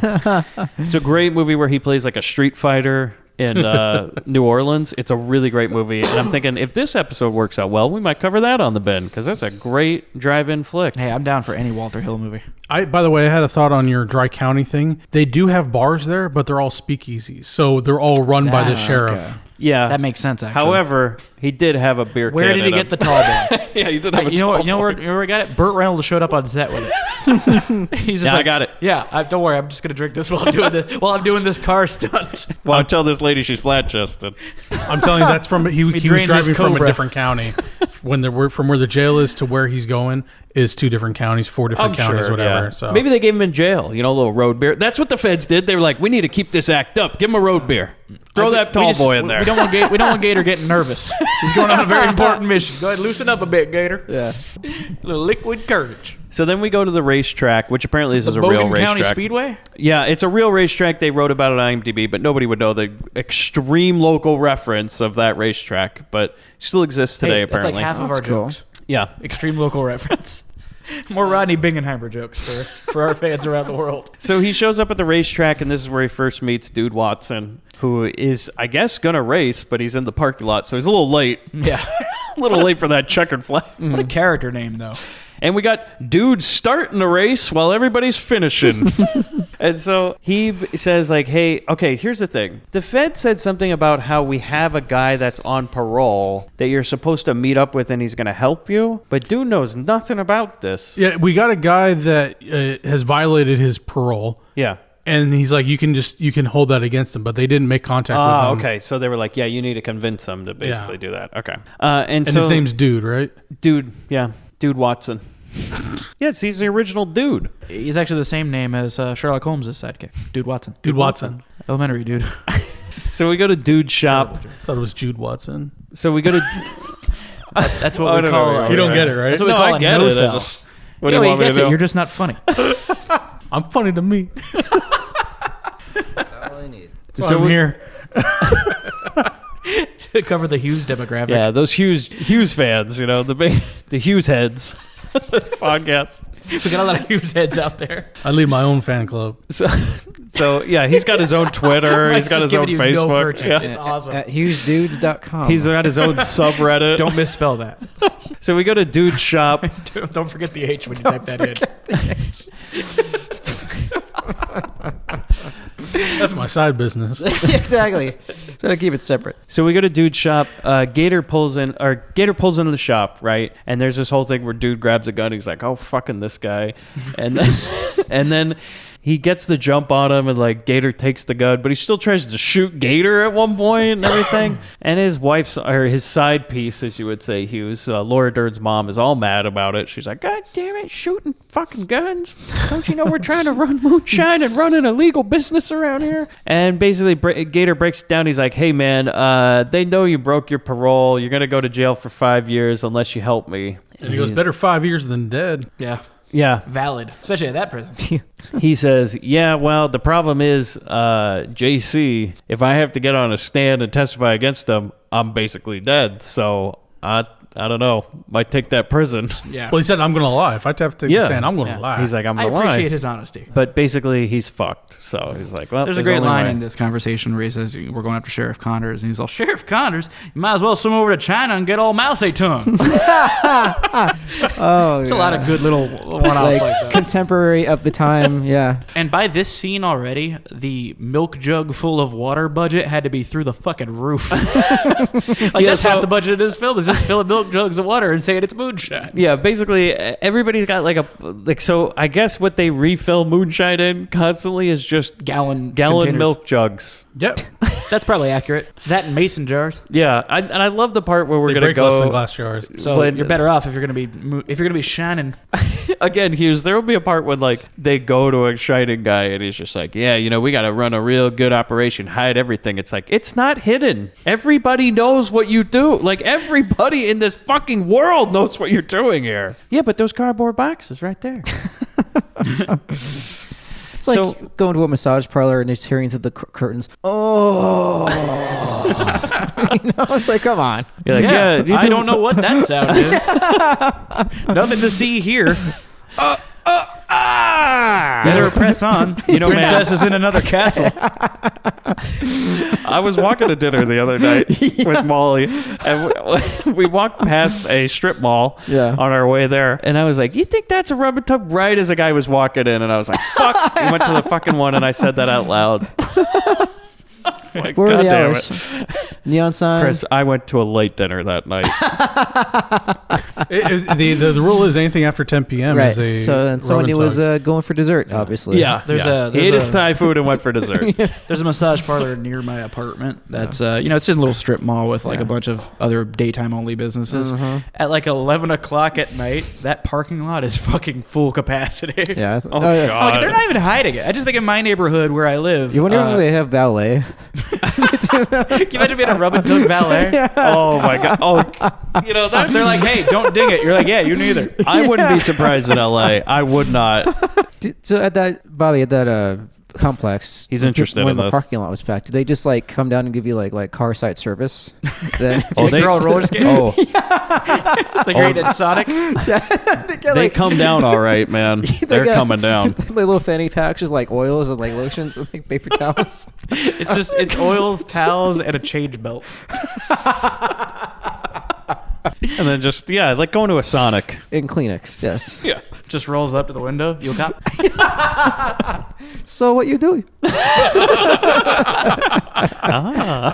Oh. So Sounds stressful. So we go to the downtown, okay? So Dude and Gator are now friends, and they see this legalized... It's like an ice cream truck that goes by. Yeah, so like Clint Howard, before he's the ice cream man, was apparently driving around Arkansas with a van that says legalized marijuana on it. Yeah, and then like they go, damn, if they legalize marijuana, it's going to ruin the moonshine business. And I'm like, I think legal liquor ruined the moonshine business, but it's one of the first. I think Bert's one of the first people who goes on a rant about these pot smoking, long-haired hippie freaks. yeah, he's like, God damn, hippies with their pot. They got to get a respectable drug. Dude, Like what What year moonshine. was this? 72. 72. So like Vietnam's still going for another 3 years after this movie. So that's why there's in this whole hippie and communism crap. That's exactly why it's at a peak. Can you imagine being in that room with that mob boss when they like repealed prohibition? They got all this like liquor made and produced and like, oh, a couple of gunshots. They're imported from Canada. I know, but I was just like, Maple Brute. moonshine. I was like, Gator, I think it's been ruined already. Man. Like, I think you're running a very specialized business at this point. like Hugh says, I guess it's like a little holiday treat. If you don't have the moonshine under the Christmas tree, it's not a Christmas. Oh yeah, you gotta get done making moonshine before the first snow, or else you're able to see it. It's like But during October, if you look in the mountains in Virginia and all that kind of stuff, you can actually see like the fires going off. Damn. So there's Resident like moonshine expert I'm sorry. Chris Hughes. there you go. So are there like a little Santa moonshiners that come around? They're like, woo! Well, if you're good. Like, so Santa, instead of his sleigh, he's got his El Camino where he just drives around handing out shine. Would watch. Little old Hugh shine. Moonshine Santa sounds awesome. Yep, that's going to be Grindbin Rudolph's gotta lead Pictures. him. Grindbin Pictures. Moonshine Santa. Coming soon. It's going to be a mix between Christmas Evil and White Lightning. And this goes on the list of things I didn't realize I needed till I experienced it was Burt Reynolds muttering under his breath about hippies. Goddamn pot smoking long hair Gotta get hippie it freaks. in. Gotta Just get like- it in. Yeah, he does it with real conviction. I feel like it wasn't even in the script. It was just like he started going off like and he saw a- the truck go by. It was like a Duke Mitchell moment. We just started going off. You think the director's just saying like, oh God, we got to do this. Bert's going to be real fucking pissed. Watch this. It's a practical joke. Yeah. They sent that truck We're to gonna the get him set. good. Quick, get the mic near him. Get the mic near him. So they go to this pool hall, right? That apparently doesn't serve alcohol. And this place is full of boomhowers too. Can't understand a fucking thing anyone's saying. Okay, this is How dare you talk like that? This is when He's trying to get down there without the police. You know, I just realized the sheriff does look like Tom Anderson from Beavis and Butthead, the neighbor. yeah, for sure. Like the hat and the Mo's white been whacking shirt. off in my Oh, Ned tool Beatty? shed. Yeah, definitely. Oh, So this is when we get the introduction of Grindbin All-Star Bo Hopkins, who's dressed like fucking Howdy Doody. Like, he does not fit in at all with his little handkerchief and his cowboy hat. It's like, oh, is he like a cop or just a regular guy? You think he dressed himself for this? He came in, everyone just stared at him for a second, like, look, we don't have time. Just get out there. It's like in Bucket of Blood, when it's like it's very obvious who the feds are. Yeah. In that thing, it to me, I was like, Oh, Johnny Baseball? Yeah, Bo Hopkins is definitely like a fed, right? No, apparently he's like the moonshiner Steve around Buscemi here. with a skateboard over his shoulder. Hey, fellow kids. Yeah, Bo Hopkins is like, I can do a country thing, right? He's dressed like the bad guys from Footloose. Oh, you think there's a part where fucking Burt Reynolds starts tap dancing? He's like, That was a few years later. Not in this Best Little town. Whorehouse. Yeah. You know, mustache Burt Reynolds would start dancing in this movie. Fuck yeah, dude. When the caterpillar comes, you gotta dance. You damn right. So, well, I ain't gonna tell you what, man. you do get a little bit of Caterpillar Burt Reynolds in this movie. Like every now and then he'll do something that you know wasn't in the script. He's doing a little wink at the audience. So they go outside. Like basically, dude comes in. He's like, "Hey, Bo Hopkins, you need somebody to run Moonshine?" Just saying it real nice and loud. He's like, "No, not right now. Why don't we go outside and talk?" Hint, hint. Then they go outside and he looks at their car and he's And let me like, tell you, during this whole sequence, take a sip of your own moonshine every time someone says Rebel Roy. Rebel Roy. Rebel Roy, huh? And it seems like every time they get through a bit of dialogue, there's a bit of dead space, and then he just fills it in with Rebel Roy, huh? "Rebel Roy, huh?" Like, it's really... Yeah, they're like, "Bo, can you fill that silence, please?" Like, you should put a clip of that in here just to get the full scope of how much people say Sure. Rebel Roy. I didn't get like there was this little comment that Bert makes to him about like some girl that was screaming his name outside. Yeah. I'm like, what? What, really? Yeah. Rebel Roy? Rebel Roy. It's, And she it goes, kind of "Yeah." goes nowhere because they Yeah. have him go outside and say hi to this girl in a car, and he talks to her for a second, and then he just keeps going back to, so Rebel Roy, huh? And they keep walking. So that's why in Tentacles, when John Huston was talking to Bo Hopkins, he kept saying Rebel Roy? It made no fucking sense in that movie, but now I get it. Rebel Roy. An old boy back home with Rebel Roy on his car. All right. Driving? Yeah. Had Rebel Roy on the side of his car. He was a hell of a football player. His name was Rebel Bookman. Yeah. Every time he won a race, he'd yell out with a rebel yell. Rebel Roy, huh? Uh-huh.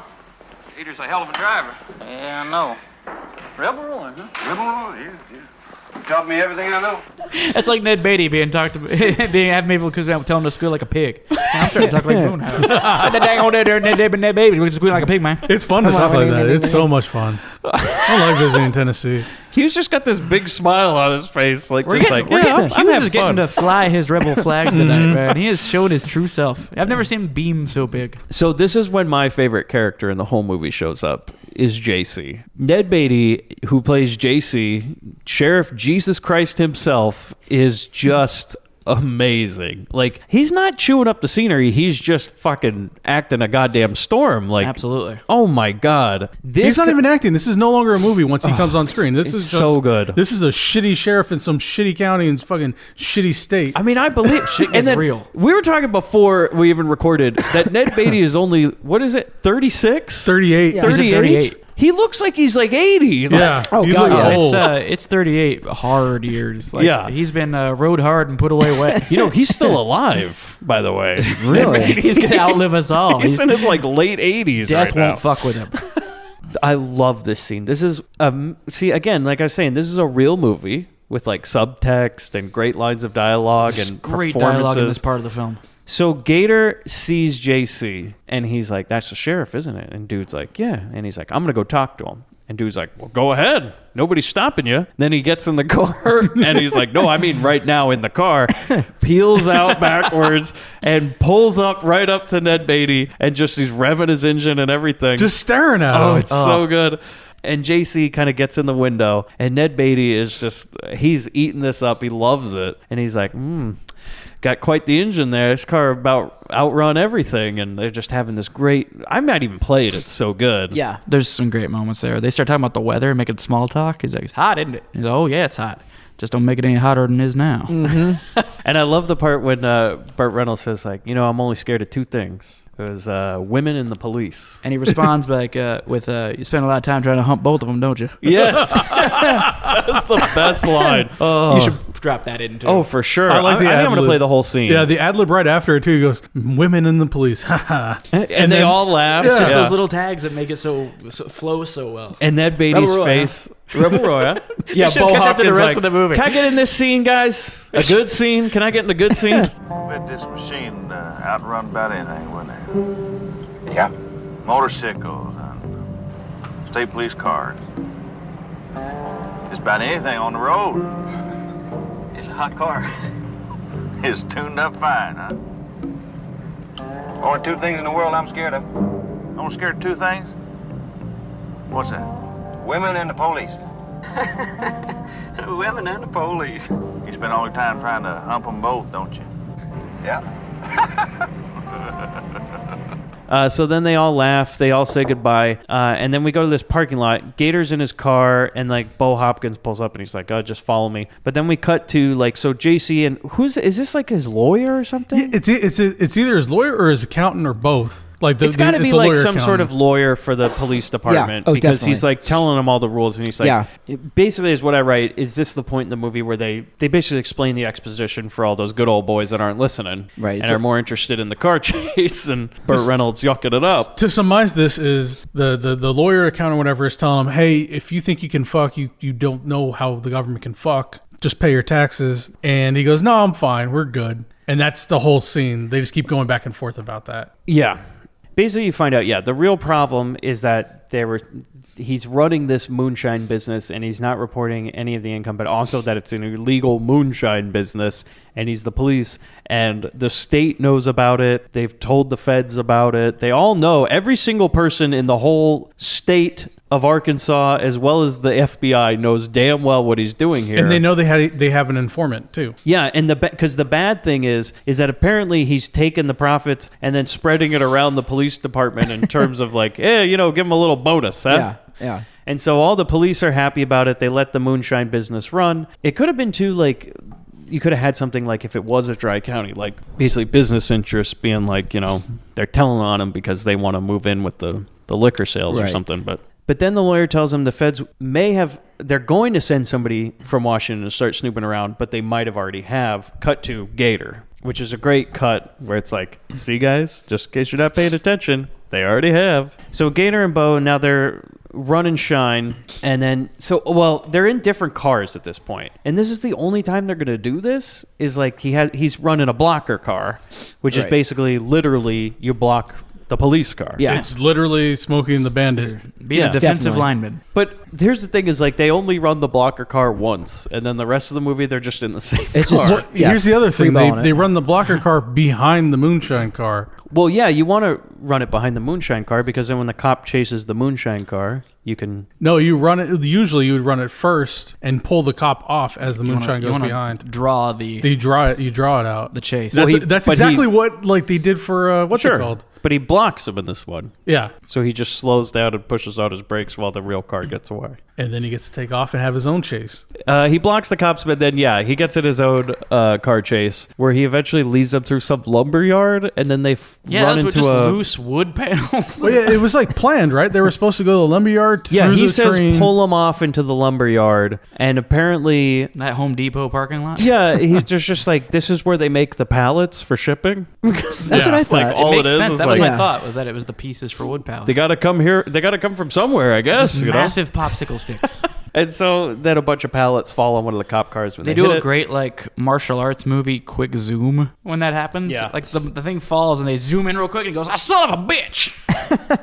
So then he gets out of the yard and another car's waiting for him, but Gator gets away by jumping his car onto a barge with dirt on it, but he doesn't really make it. He almost doesn't make it and Yeah. he gets jammed on the back end of it. Yeah, it And looks then like it hurts. That was like the first car that they destroyed. Yeah. for the that car movie. is fucked. You see it when it lands, and then the cops watch him because he's gotten away, and they're like, "Well, I'll be damned." As he's, as he's waving at him. The cops just go, this Well- thing's moving at 1 mile an hour, It dude. doesn't matter. He's out of the county. He's out of bounds. Oh, he's International out of the waters. county. That is a touchdown. Like a fucking Maverick Riverboat Casino, huh? Just like, So- can't do nothing about that one, huh? About this jump. Yep. That car is fucked, as is the stunt driver. Yeah, because Hal it was Needham. not supposed to land like that. He was supposed to make it clear onto the dirt patch, and the jump didn't quite hit. Evil Knievel. Like, No, that was Hal Needham. yeah, The director of Smokey and the Bandit, all those movies. Yeah. and he got seriously hurt doing that. Yeah, and apparently Burt Reynolds jumped into the river and swam out to him to pull him out of the car and everything. No shit. Fucking boss. No way. And he was like, "Don't worry, Hal. If you recover, I'll let you direct some of my movies one day." It actually makes sense. Real life Holy Gator hell. jumps in and saves him, and then he like helps him get work for the Oh my rest of God. their lives. Yep. It's like Chewie and Han Solo. It's like he owes him a life debt. Except Chewie's still going. Yeah, he's got the porgs now. It's wonderful. Oh, Jesus. So we go to downtown. Gator and Dude are hanging out, waiting for this woman who's like the clerk of the sheriff or something. Like, this is a kind of a plot point that goes nowhere. I we're swear filling to time on God, this one. No, Yeah. I swear that this was just trying to get him laid because there's no reason for him to talk to this lady. Well, Just to show how cool Gator there is. is a reason because she is, if you kind of see it, and I feel like maybe they cut some stuff, she's the secretary for the sheriff. Right. And so, like, he's trying to basically see if he can get information from I think her. he's pursuing a potential thread to get him closer to the sheriff, and it doesn't really go anywhere. So he because backs he's off. like, if I can Kinda sleep with realistic that her, way. maybe she'll tell me about the moonshine business, and like maybe I can get a receipt, something. It doesn't explain it. Like I No, said, I Not think very well. And the fact that she's like 40 years his elder. she is older. Yeah. That's for sure. I mean, she's. Hughes says every woman looks like 100. She doesn't look like she's 100. She looks like she's like in her 30s. I watched this DVD. She did not look like she was in her 30s. Hughes with some hard opinions God about women's damn. looks. And she and just Taking that red to pill. wrap up this whole thing is she thinks that he is after her to get his tickets Well, because repealed. he says to her, his pickup line is like, "What time did DMV close?" And she's like, 5:30 or something. He's like, "God damn." I need to go get something to eat. Where can I get a good supper around here? And yeah, he's like, "I don't like to eat alone." She's like, "Neither do I." And so that's their meet cute. Then we cut to him trying to. Yeah, he's going right for it, and then that's when she suddenly goes, "Oh, wait a minute." Yeah, and she's like, "You're just trying to," like you were saying, like you're just trying to get out of a ticket or something. You want me to look for that? I love this though. Is like she kisses him, like she's like, "All right," and then she makes out with him, and then she walks away and goes, "I know what you're doing," and then walks in her house, and he's like, "God damn it!" Which, by the way, this is not her house. They just filmed that at the courthouse again. Because I'm like, what lady lives in the courthouse? Convenient commute. Gotta go sleep under my desk. Thank you. and his reaction as he's like doing his throwing his hat on the ground that it didn't work out was like, "That's not even what I'm after, god damn it," which is great because We'll never find out. No, not at all. So then we go to the Shine Factory. Okay, this is where it's like, no, because we go to the Shine Factory, which is run by Big Bear. Whereas I was calling Big him, Bear. I was calling him the boss in my notes before I realized his name was Big Bear. is the song about him? oh maybe Yeah, it Oh, must good be. point. Because I think does it time out right? Yeah. The other thing too, because when they kept saying I got to go to Big Bear, I was like, they're going all the way to California. What the fuck are they doing there? They gotta go to Santa's Village. Spoken like a real Californian. Yeah. That's where you can visit Moonshine Santa. That's where it takes Santa's place. Village. It takes place Yeah. in Santa's Village. Big Bear. Big Bear. So Dude, those these car chases down the mountain. okay. Jesus. The elves in the back making the moon. Hell yeah. The shit writes itself. Now we have to hear again and again and again about how we gotta hide the moonshine business. Even one point when some guy brings moonshine out of the back of a truck, they're like, "Why don't you just carry it right in the open?" Well, hey, guess what? Why don't we just fucking make it in our front yard, huh? Street view. Like, there is like 30 guys with like distilleries outside and like boiling oats and all this Oh yeah, shit. they're practically giving factory tours. Yeah. Now, to be fair, you don't know where the hell this is in the mountains. It could be way off the path. Well, what I could see is they just drove up on a street and they're just like, well, here's the Shine Factory. And like, there's just smoke billowing up and people just sitting there, you know, turning things. They're pouring it. They got Factory cardboard music. boxes. And they are sitting there. And Big Bear's all suspicious of Gator, as he should be. Because Bo Hopkins is like, hey, this is my new friend, Gator. He's from out of town. Nobody knows him. And he's like, wait, whoa. How the fuck do you meet this guy? I just love that we're watching a movie where you can say without any irony, Big Bear's getting suspicious of Gator. This sounds like when my family gets together for Thanksgiving. They're telling stories about what's You going got a on. Big Bear? Like, well, you know, Big Bear and Gator ain't getting along this year. They're sitting there at the car, right? And they're talking about how he doesn't trust Gator, but Bo Hopkins is like, no, he's fine. Like, there's a part, I love this, where he's like, no, who is this guy? And he's like, it's Gator. And he's like, I know that's his name, but where is he from? He goes, I don't know. It's Gator. The most sensible person in this movie. Like, hold on a minute. Do you know this guy? And so Big Bear's eventually like, all right, why don't we go in the house? You know, let's talk this over. So was Big Bear the one that was getting like the rub down in the kitchen? Yeah, later. Okay. Yeah. When they pulled up, yes. It's like He's got the rub tug in the like kitchen. Beverly Hills Vamp. Like, when's my turn to ride? So Gator and them, they all go inside, or they think they're going to go inside. They walk up the porch, and the Big Bear pulls a knife right on his throat. It's awesome. And he's just This basically like quick like, draw he does with the knife. don't fuck with me. You know, I know something's up with you. And then So Gator says, I'd like that knife shut up your ass. And Big Bear thinks about it for a second and goes, well, I wouldn't like that at all. and apparently that's enough in this county to get the trust. You know- he's like, you know what? I took you on the factory tour. You seem like a guy I could trust. You know, honestly, it kind of fits Big Bear's character that, like, this dude had the brass ones to be like, hey, fuck you, when he had a knife to his neck. And he's like, I like this guy. And puts his knife away. I know. He's like, that's That my was the kind of best dude. part, yeah. He's like, all right, my man. But while they're walking up to the porch, that's when Big Bear says all this stuff. He's like, yeah, the feds are watching me all the time. They got these goddamn cameras from the sky and all this. And he's like, that's why we got to hide everything. I'm like, he's wearing yeah, the They Live sunglasses. yeah, you're hiding it real well, man. Again, you got the fucking barrels in the front yard. Yeah. And he's like, we're hiding it real well. you know- Points towards the cardboard boxes that they're loading milk jugs in. Like, ain't nobody going to check a box. They don't call him Big Brain. Says redneck Ron Howard. I mean, like, the Fed's just going to show different up. hat. They're like, are you running moonshine here? And he's like, nope, just making boxes. And they're like, I don't think we should open any of those. What do you think? Nah, fuck it. He just looks over at the boxes and goes, that story checks out. Do we got a warrant for boxes? Or who They're knows? corporeal gated. This one's open and shut. Where can we get some supper? Yeah. By this logic, you might as well just mail your moonshine. You know what I mean? Like, just mail the box. You might get away with it. Because they're so fucking clueless, apparently. They can't tell people having goddamn boiling barrels in their front yard and guys with big sticks and milk jugs has anything to do with moonshine.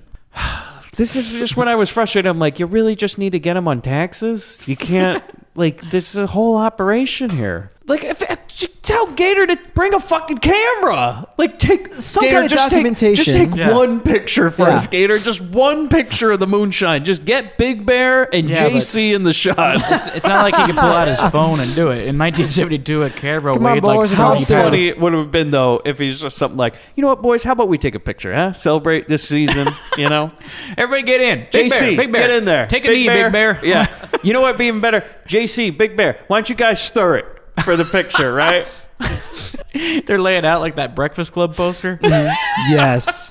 Big Bear's laying on his side. JC's like kind of doing the little thing with his hand, like sniffing it while Big Bear's snoring. Just doing a whole photo shoot. One with the shirt off, Big Bear. Come on, like you do, you know. Hey, pick me up, Big Bear. Put me on your shoulders. How about one like a joke? I'm putting the knife up your ass. You know what I mean? Just for old time's sake. So we go Can back. you imagine Gator bringing those photos back? Like a Gator? What in the hell were you doing? We're just having a little fun, you know, me and the boys. You think this will turn state's evidence here? This is gonna work? So we go to the car, and like Gator, Bo, and Lou, Lou is Bo's girlfriend. Yeah. Yes. Who wants to be Gator's girlfriend. Oh, yeah. I think she wants to be anybody's girlfriend. So, because, like, nobody likes Bo Hopkins.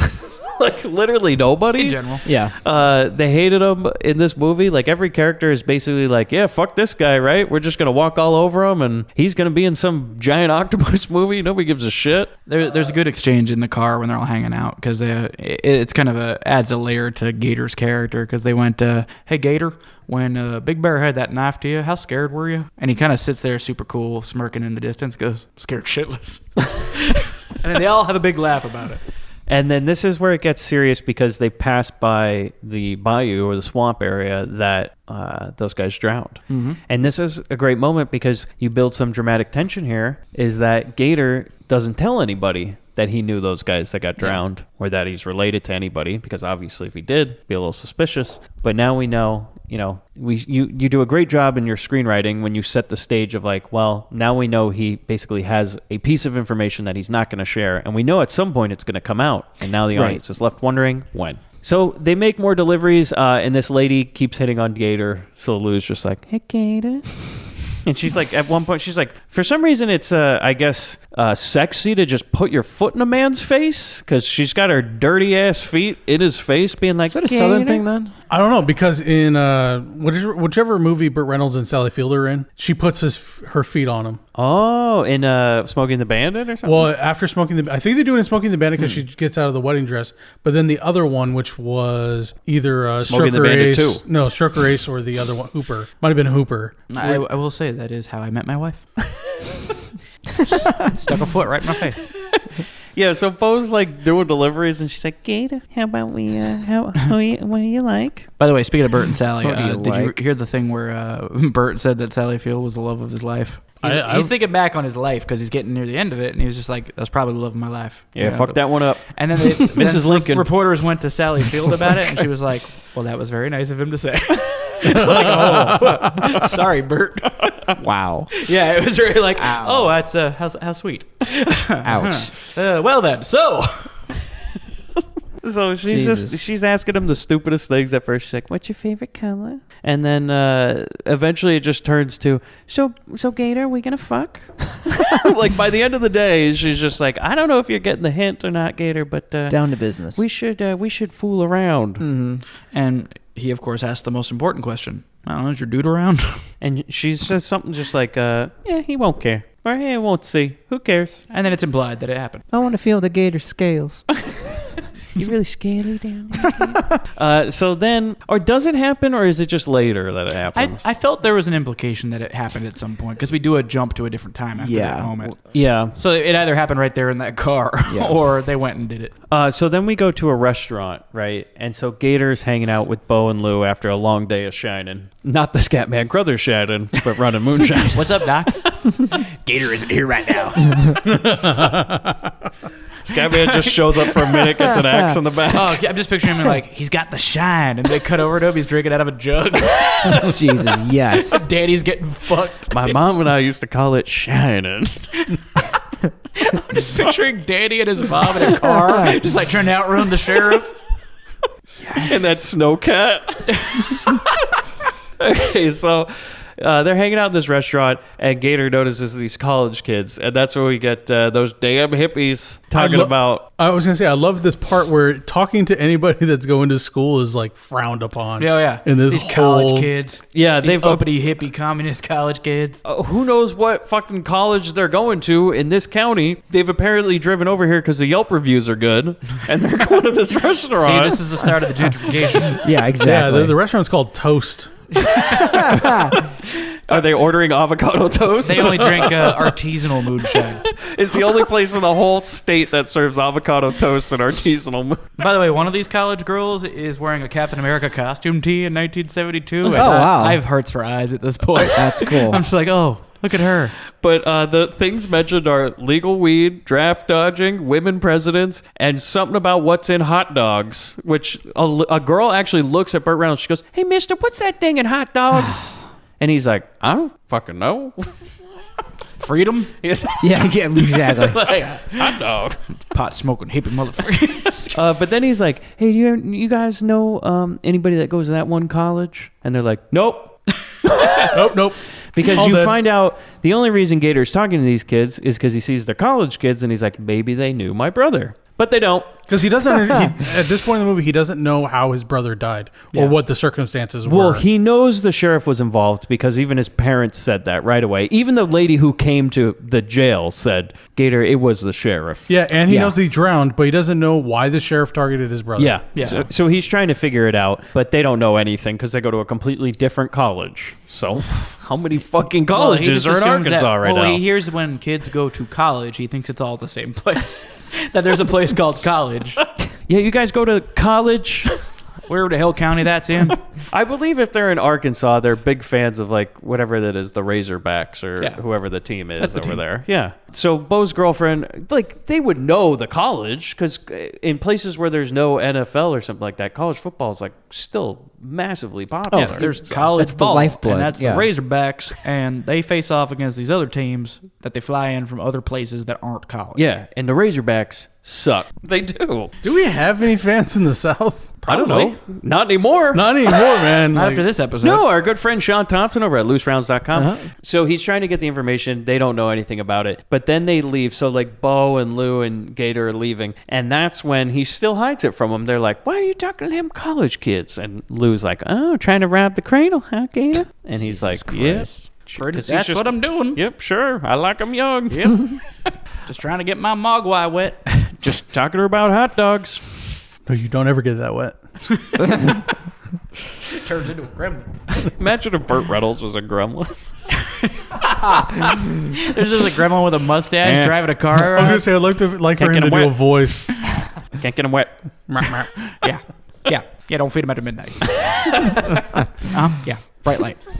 Yeah, instead of the Asian guy running the shop, it's Burt Reynolds. Just chewing gum, wearing a big hat. I want a special present for your kid, huh? Couple of things you gotta know about. So we go back to Bo's house. It's the morning now, and Lou has made just a freaking 5-star breakfast for him. She's got like the eggs, the bacon, the She made ham. griddle cakes for him, man. That shit's delicious. Hughes has gone full Southern at this point. It's awesome. Griddle cakes.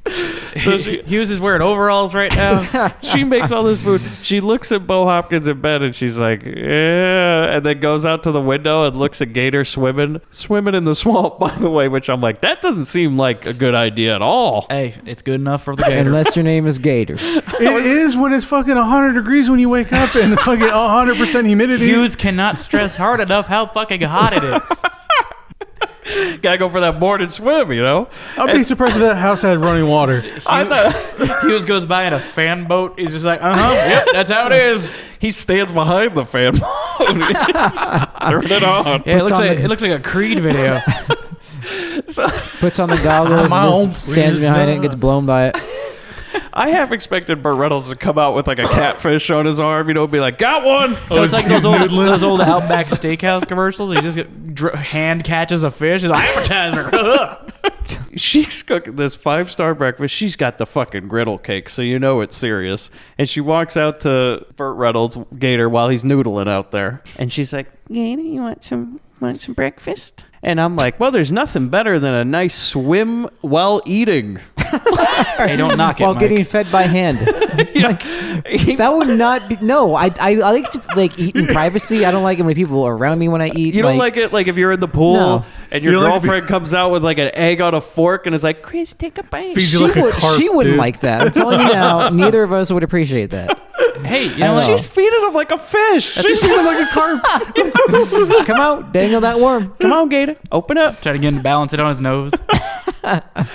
She's gonna reel him in. And she's trying to seal stay, Burt Reynolds. and she's trying to stay as tight as she can in her little kimono. Yeah. But she keeps on tugging at the string.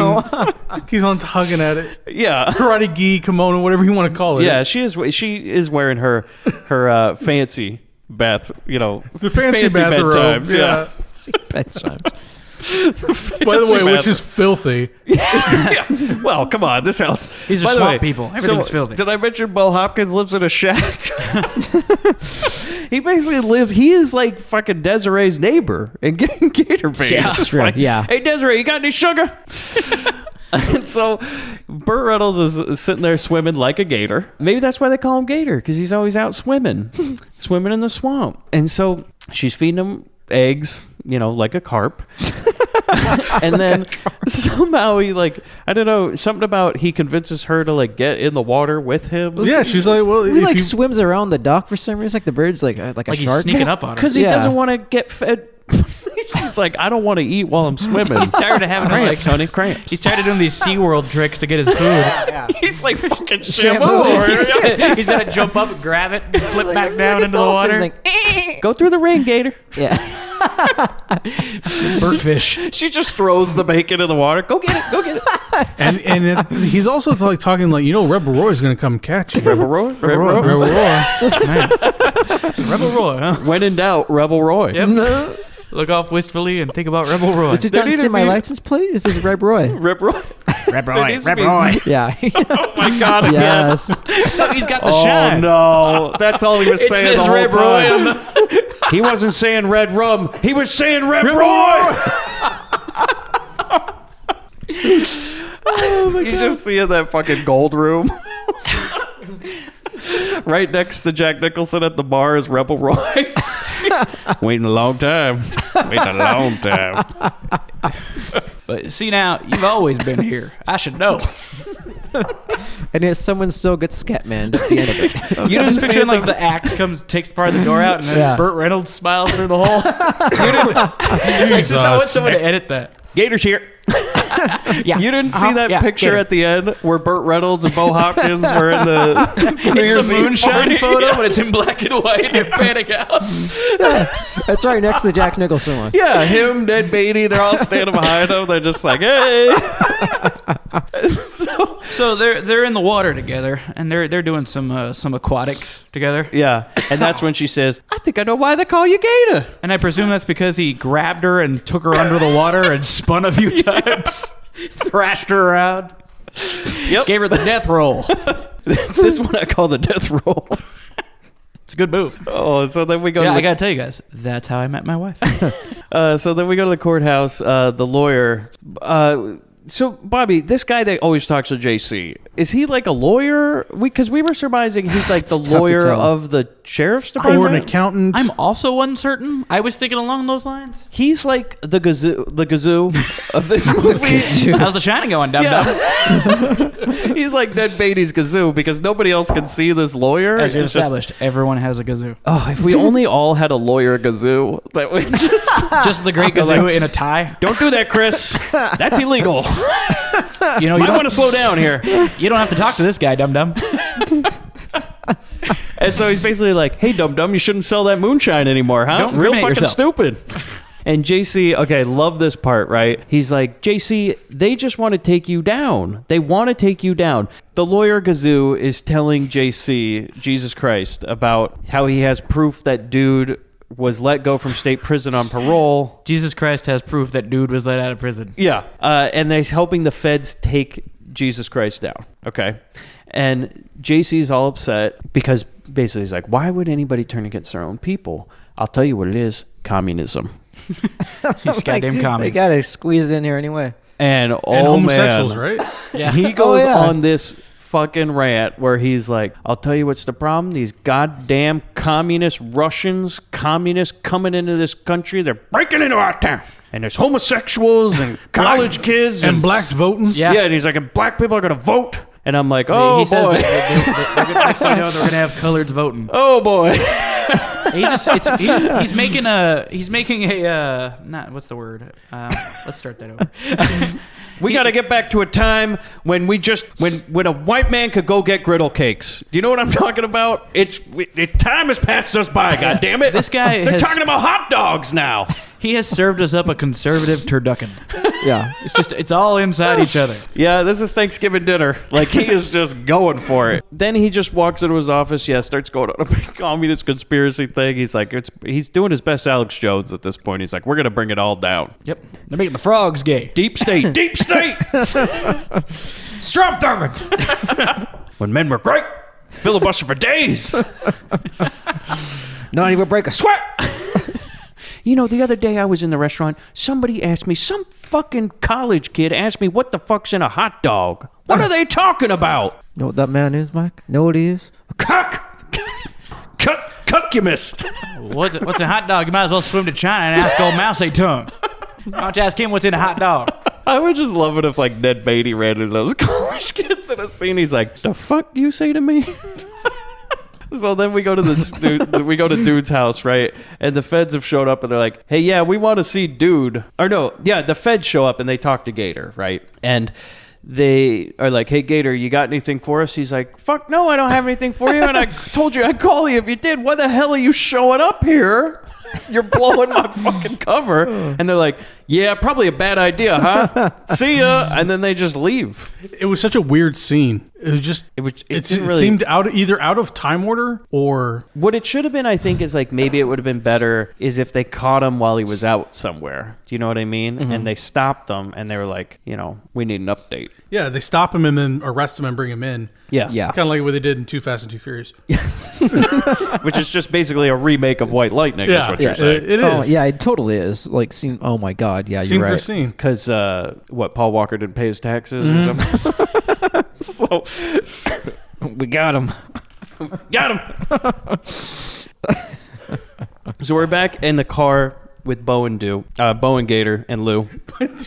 Bo and Duke? I was I thought I was watching the Dukes of Hazzard. Bone and Duke. Do you think at any point they would pull right past the General Lee? They're like, and them Duke boys running again.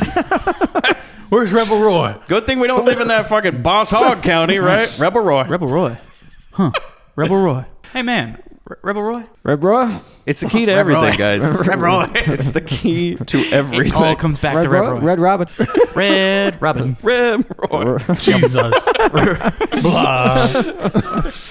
I do feel like they drive right past the General Lee at one point. Roscoe and everybody. And so then we go to the car with Bo and Lou and Gator, and they make a stop at a convenience store. And this is when Bo's like, hey, Gator, I know about you and Lou. And there's this weird scene where he's like, well, you going to marry her? Yeah. Yeah, like if you ain't going to marry the chick, then she's free to be with any other man. Yeah. And he's like, marry her? At one point, he calls him a super giant ass. He's like, you super giant ass. Marry her? He's like just shocked about it. What is she, my sister? Zing, zing. I like that there's a woman walking behind in that scene, and she like gives him a dirty look for not marrying her. Yeah. Like, yeah. You're a bad man if you're not going to marry her. We don't need the talk show audience. This whole thing. Oh, I like how a man just turned this into like an episode of Hee Haw. people popping up in the cornfield. Whoops. Yeah, my sister. Whoop. So then we go to JC at Dude's place. Well, and he's, this exchange though escalates into like a mini They Live alley fight. Oh, not yet. Oh, that's not from this. No. What movie are we watching? No, that's next. That's next. Red Roy, huh? Yeah, Red Roy. Huh. They haven't even gotten to that part yet. Sorry, pardon me. Moving No. target. Okay, next is JC at Dude's place, and this is when he shows up and asks Laura Dern's mom. He's like, "Hey, is Dude around?" And she's like, "No." And they're like, "Well, we're gonna take you down to the police station." She goes, "All right, let me grab my purse." And they're like, "Yeah, get that back door."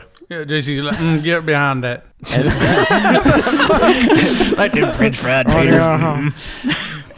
Oh, This is where like I've been watching the movie now. We're pretty deep into it. I'm like, where is the grind bin part of this movie? Because I'm enjoying the hell out of it. It's keeping coherent and it's like moving at a good pace. And this is the point where I'm like, oh, this is where it's going to get it. Becomes a little more sleazy at this point. Yeah, this is where like the cop they catch her running out of the back door, and the cop actually like grabs her and tosses her to the tree, and it looks like there's going to be a rape scene. Yeah, but then Ned Beatty comes out. He's like, all right, and gets her on her knees, and he's like, all right, now you're going to tell us where he is. And she's like, yeah, he's here. And he's like, all right, where's that gator? And she's like, yeah, he's here. And she basically gives it up. I mean, she has no choice. No, just kids. Yeah. And so then Gator and Bo, they're at the Shine factory, shining it up, and Gator sneaks into the house looking for some sort of evidence, and he's like basically going through paperwork, which why the fuck would they keep paperwork? They always a good accountant keeps a good ledger. Not this time. Yep. This is You saying Big Bear can't keep a ledger? okay. This is the type of thing where you burn it when the week is done. You know what I mean? Yeah. You're like, all right, we got all that. The books are balanced. Burn it. I thought you were. Was it Sopranos or Casino or whatever, where they have that one part where the guy just kept all of the paperwork in a drawer? Because they're a fucking idiot. Yep. Like, Yeah, it's like going if you're to going to run a cash business, probably not a good idea to have any sort of paper trail. Capone kept a paper trail too.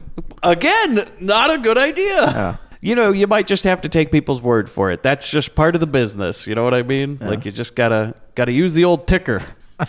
So basically, Burt Reynolds goes around. He writes something down from a book, but it will never be followed up. Oh no, it doesn't matter. Like it literally was just to kind of build tension between him and Big Bear, and like almost get caught and not. Because he's walking and then he sees Big Bear coming up to the house, and so he goes and he hits on his girlfriend in the bathroom. He's like, "What's that thing on your head, huh?"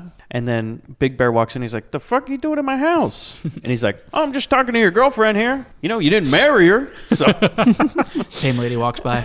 Tisk, tisk. so he's like, "Get the fuck out!" And then he knows right then and there that something's wrong. Oh, Big Bear Definitely. knows. He's like, "Oh, this guy's fucked." So we go to this delivery, and Bo and Gator deliver to a bar. Okay, so this is where this was really weird. Is they're delivering moonshine to a bar, and they ask the bartender, he's like, "What you doing over there?"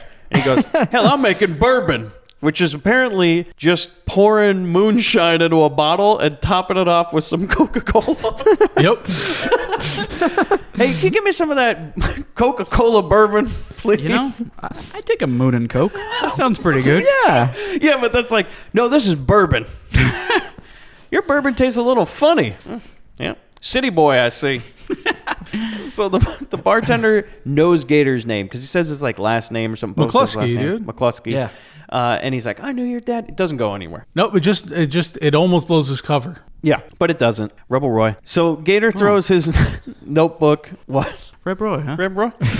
Gator throws his notebook in a fire outside. Because now he's just given up. He's like, "I'm not going to turn against my people." Yeah. Okay, so there it is. Like, so when he mentioned his dad, basically he's like, "Fuck, I can't do this." You know, that guy's making an honest living making bourbon. And this is the part where I'm like, okay, finally, we're not going to try and go after them legally. He's just going to find a way to kill. Yeah. Right. Yeah. And that's this Because turning that's what point. Dude said earlier in the movie. He's like, the only way you're going to get that sheriff is if you kill him. Yet again, dude's right. Do you think that maybe Jack Daniel's secret recipe? Just take some Shine and Coca-Cola, top it off a little Coke. There That's you all go. it is. It's a Moon and Coke. Shake it up. Why do you think it tastes so good with Coke? Whence it came. So then they get in the They Live fight, Bobby, as you've said. Yes. Oh my God. Yeah. Where basically, like, Keith David That's what it shows felt up like. and It was Roddy just like, Piper. Put on the glasses. Put them on. Come on, boy. Put them on. No, Gator, I'm not doing it. Gonna make you eat that trash can. It was so weird. Like, he was like going to pull out what he was writing down the whole time. Yeah. I'm like, if you know he's been writing down something the whole time, won't you fucking talk to him about it? Like, oh, every time we stop somewhere, he writes down where I am and how much I'm dropping Gator, off. again, paper trails are not good for cash-only businesses of illegal moonshine running. Man, adding to our fantasy films, I want Burt Reynolds and Scatman Crothers to remake They Live. Oh yes. Put him on, Scatman. Put them on, Scatman. So, I don't want to get involved. so they get the big fight, and it ends by a cop just sitting there in the corner going like, he's like, "Boys, I don't care if you're fooling around." Like, he almost thought they were trying to have sex with each other. He's like, "Boys, you can fuck on your own time. for the time period, But you gotta can't move this car." Yeah, you can't fucking park your car here, all right? You're blocking the alley. I got to give you a citation for the car. You guys can get back to whatever kind of humping and dumping you guys are Humping and doing back dumping. here. And they're like, "Thank you, officer." So then they go to JC, okay, I love this scene. So for some reason, somebody got a hold of a pinball machine. Oh yeah. Yeah. I like that these people live This in is poverty, but he's got a amazing. pinball Well, yeah, machine on his porch. JC incredible. shows up to dude's parents' house, who apparently, I don't know, run a fucking arcade on their porch. I gotta tell you, between that girl in the Captain America shirt and this old dude with an arcade machine on his porch, like I want to live in this world. That old guy with the arcade machine on his porch is Mike. Oh, this would be a dream. Are you kidding Yeah. me? It's a shot of Mike's future. I have Mike wants an always, outdoor pinball I machine. have yeah. always dreamed of owning my own pinball machine. That's like a dream of mine. Oh, yeah. Oh, seriously, at this point, any. Surely but you've got a dream. I Wow. lived in a place, by the way, where a guy next to me had the Twilight Zone pinball machine. Oh, That is Fuck you. one of my favorite ones. I was like, I need to make friends with this 50-year-old man. Don't touch the door. I did make friends with him, and I did play that game. It was Oh. great. Haven't seen Mike around. Yeah, right. I moved. Oh, well. He Oh, also no. made his own pinball machines in his garage. It was Oh, great. wow. Made his own. Yeah, like he was designing his own table and everything. Well, anyone Yeah, out it's there that cool. makes pinball machines, we want a Grindbin van, a pinball machine. Oh, Can we make God, a straight arrow pinball machine? machine? Yeah. Would be It's amazing. got the side That song logo playing the and whole everything. time. Obviously, when you start it up, it goes, Bobby, I got the money. Yeah. Right when you put in a quarter, Yeah. you know? Yeah. For Yeah, a that's when you press the start. Yeah. Off topic, you can make one with like a 40-inch for HD TV, 4K TV, and you can have anything you want. You got to have the real pinball machine. I want the real deal. Yeah. You get replay once you get to bigger than Dugan. You also. Yeah. Hell yeah, you do. Inside the machine. What do you get with Sally Johnson? It's like multiple balls. Oh, That's multi-ball. That's multi-ball. But one's bigger than the other. Sally Johnson, multi-ball. And then the whole time it's just Sammy Johns playing while Yeah, you're on loop. Oh, I want this so much. Oh, and when you gut her out, it's the lamp shorting out, and the song just stops. Lights go out. Oh god. I feel like there's got to be a thing like the trap is definitely the back door of the van opens Yeah. up and you hit it in the shag carpet. It's like, we got her. Is the tilt warning the van flipping? So you gotta wonder then, what is the ball in the game? A woman? It's no, it's a testicle. God. That's why you got to get two in, you know. Well, that's where the ball comes from, is from the nutsack up the shaft into the pinball machine, and it plays the ejaculate. Oh, is that how it works? I was wondering. Good night, everybody. What do you think it says? He understands. That's when you get a match. No, you know, No, like that's when you get to end your name at the end. The only option you're allowed to put is stuff. Oh God. Van so life. good. So Van Pinball coming soon. Okay, so he's playing this pinball machine on the porch, and I love this because Ned Beatty just walks up and he's like, "Yep, still playing that machine, I see, huh?" And he's like, "Oh, God damn it, I'll break it one day." And this is great, is that JC's like, "You got to use the flippers." Yeah, you know, you got to hit the flippers once in a while. And he goes, I know how to use the flipper. Like, wouldn't it be funny if he was just sitting there for like months going like, how does this fancy thing work? This bumpkin is just hitting the plunger over and over again. The goddamn ball just keeps going down the thing. He hits a couple things and then goes, "Nah, I can't get more than 200 on this thing." And it's just like a little hidden thing where he's like, I knew about them buttons on the side. I knew all about it. And then he's just pressing them like, I'm going to have to come back to this later. Oh, This but is he going to doesn't be get so a chance much easier to. than just throwing money into this, and then it just bounces Yeah, around. he throws money. He doesn't know. He hasn't figured out how to unlock the coin thing yet. Some guy collects the change. Guy comes by every week. Playing a lot this week, huh? I'll get it. I'm gonna get it. Still only got high score 200, huh? One day you'll get it. Keep at it. But I love this part is that Beatty's like, hey, why don't you come over here? Why don't you tell me where dude is? They're like, well, we don't know. I'm just playing pinball here on my porch. Nothing suspicious about this. And he goes, oh, yeah, look at this screen door over here. And this scene is so good when he's like, you got a broken hinge right here. He goes, why don't you put your hand right there? This fucking Oh monster. my God, yes. And just shoves this old man's hand in the hinge of the screen Fucks door. up his pinball fingers. Yeah, and he's just squishing it. He's like, "You gotta tell me where dude is You now." And he's like, "Fuck yeah, I motherfucker. will." And he tells him like, "Yeah, he's at this old shack. He's at Bo's shack down by near Desiree, where that He's at the Love Shack. where the lady got the For shotgun the faded faded sign at the side of the road. Where the tin roof is rusted. You the one that started the I know. B-52s. So I'm going to finish it. God damn. Southern Hughes, man. I'm gonna finish it. So I'm gonna catch a catfish with my bare hands. then I don't really know where this is set up. I guess it's Bo's house because all of a sudden they show up and dude's there and he goes, man, this is all fucked up. Nobody's here. And then all of a sudden he gets shot dead. Oh yeah, I jumped. yeah, Yeah, it's it a was legit crazy. jump. It was crazy. Because he just walks out and he's just like, guys, I don't know what the boom, boom. But he's just fucking Is it gone. like Dwayne Jones at the end of Night of the Living Dead? Totally. Where like there's Oh, a sense God, of yeah. security and then blam, he's just done. Oh, I could see Ned Beatty being the sheriff of that movie too. Oh, shit, Round yeah. him up. Yeah. Round him up. Throw him on the pile. So He's rounding up everybody and tells him to squeal like a pig. dude has been killed. Dude Yeah. got shot. Dude got shot. dude. Dude dead. Dude's dead. Dude's then- dead as hell. Gator gets in a big fight while Bo Hopkins just decides, I'm going to go to a different movie and just sneaks out. Like, see ya. It's a wrap on both. He's shuffling off to Buffalo. And Lou just, I guess, was also an idiot because she's like, I'm not going to run away. I'm going to fight. And they just immediately grab her. yeah. Yeah, she's gonna stay with New Dick. Old Dick left. Old and busted versus new hotness. Yeah. By the way, they ran out of daylight. Oh, absolutely. Definitely. It's so this dark. was filmed like, they're like, we're going to wait for the magic hour. Oops, it passed. Anybody bring any lights to set today? No? Fuck. Well, we're going to be fighting in silhouette. I know. It was like, what? That's like, something was wrong with my TV at first. Because we have a remastered, Yeah. like, DVD version of And they this. couldn't have fixed that? Big Bear walks up in the scene. I'm like, the fuck is that? Is that Ned Beatty? Like, I can't tell. It's like some sort of shadow puppet scene. High beams! High beams! And that's where we find out, like, the person that killed Dude was Big Bear and not JC. Yes, it was Big Bear that shot dude. And then they bring back Gator and Lou to Big Bear's place where this is a great scene. So they're all back there and Gator's like, look, or Big Bear's like, Gator, I like you. I mean, I really do. It sucks that you had to do what you did because you and me, we would have been great friends. Well, he's like, I can tell you're one of us with how you're putting away the shine. Yeah. Yeah. Yeah. And he's like, "What? I know what you're doing there. You're getting so fucking drunk, you won't even know what we're gonna do to you." He's like, "Yep."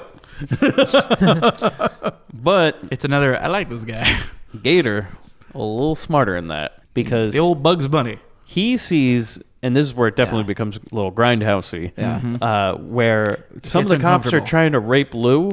But this is the weirdest end of a rape I've ever seen. Is Big Bear goes, "Oh, can't you tell she don't want it?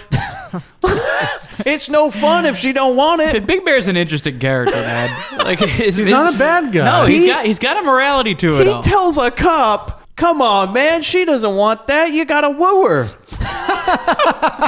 Well, at least give her some dinner. God damn.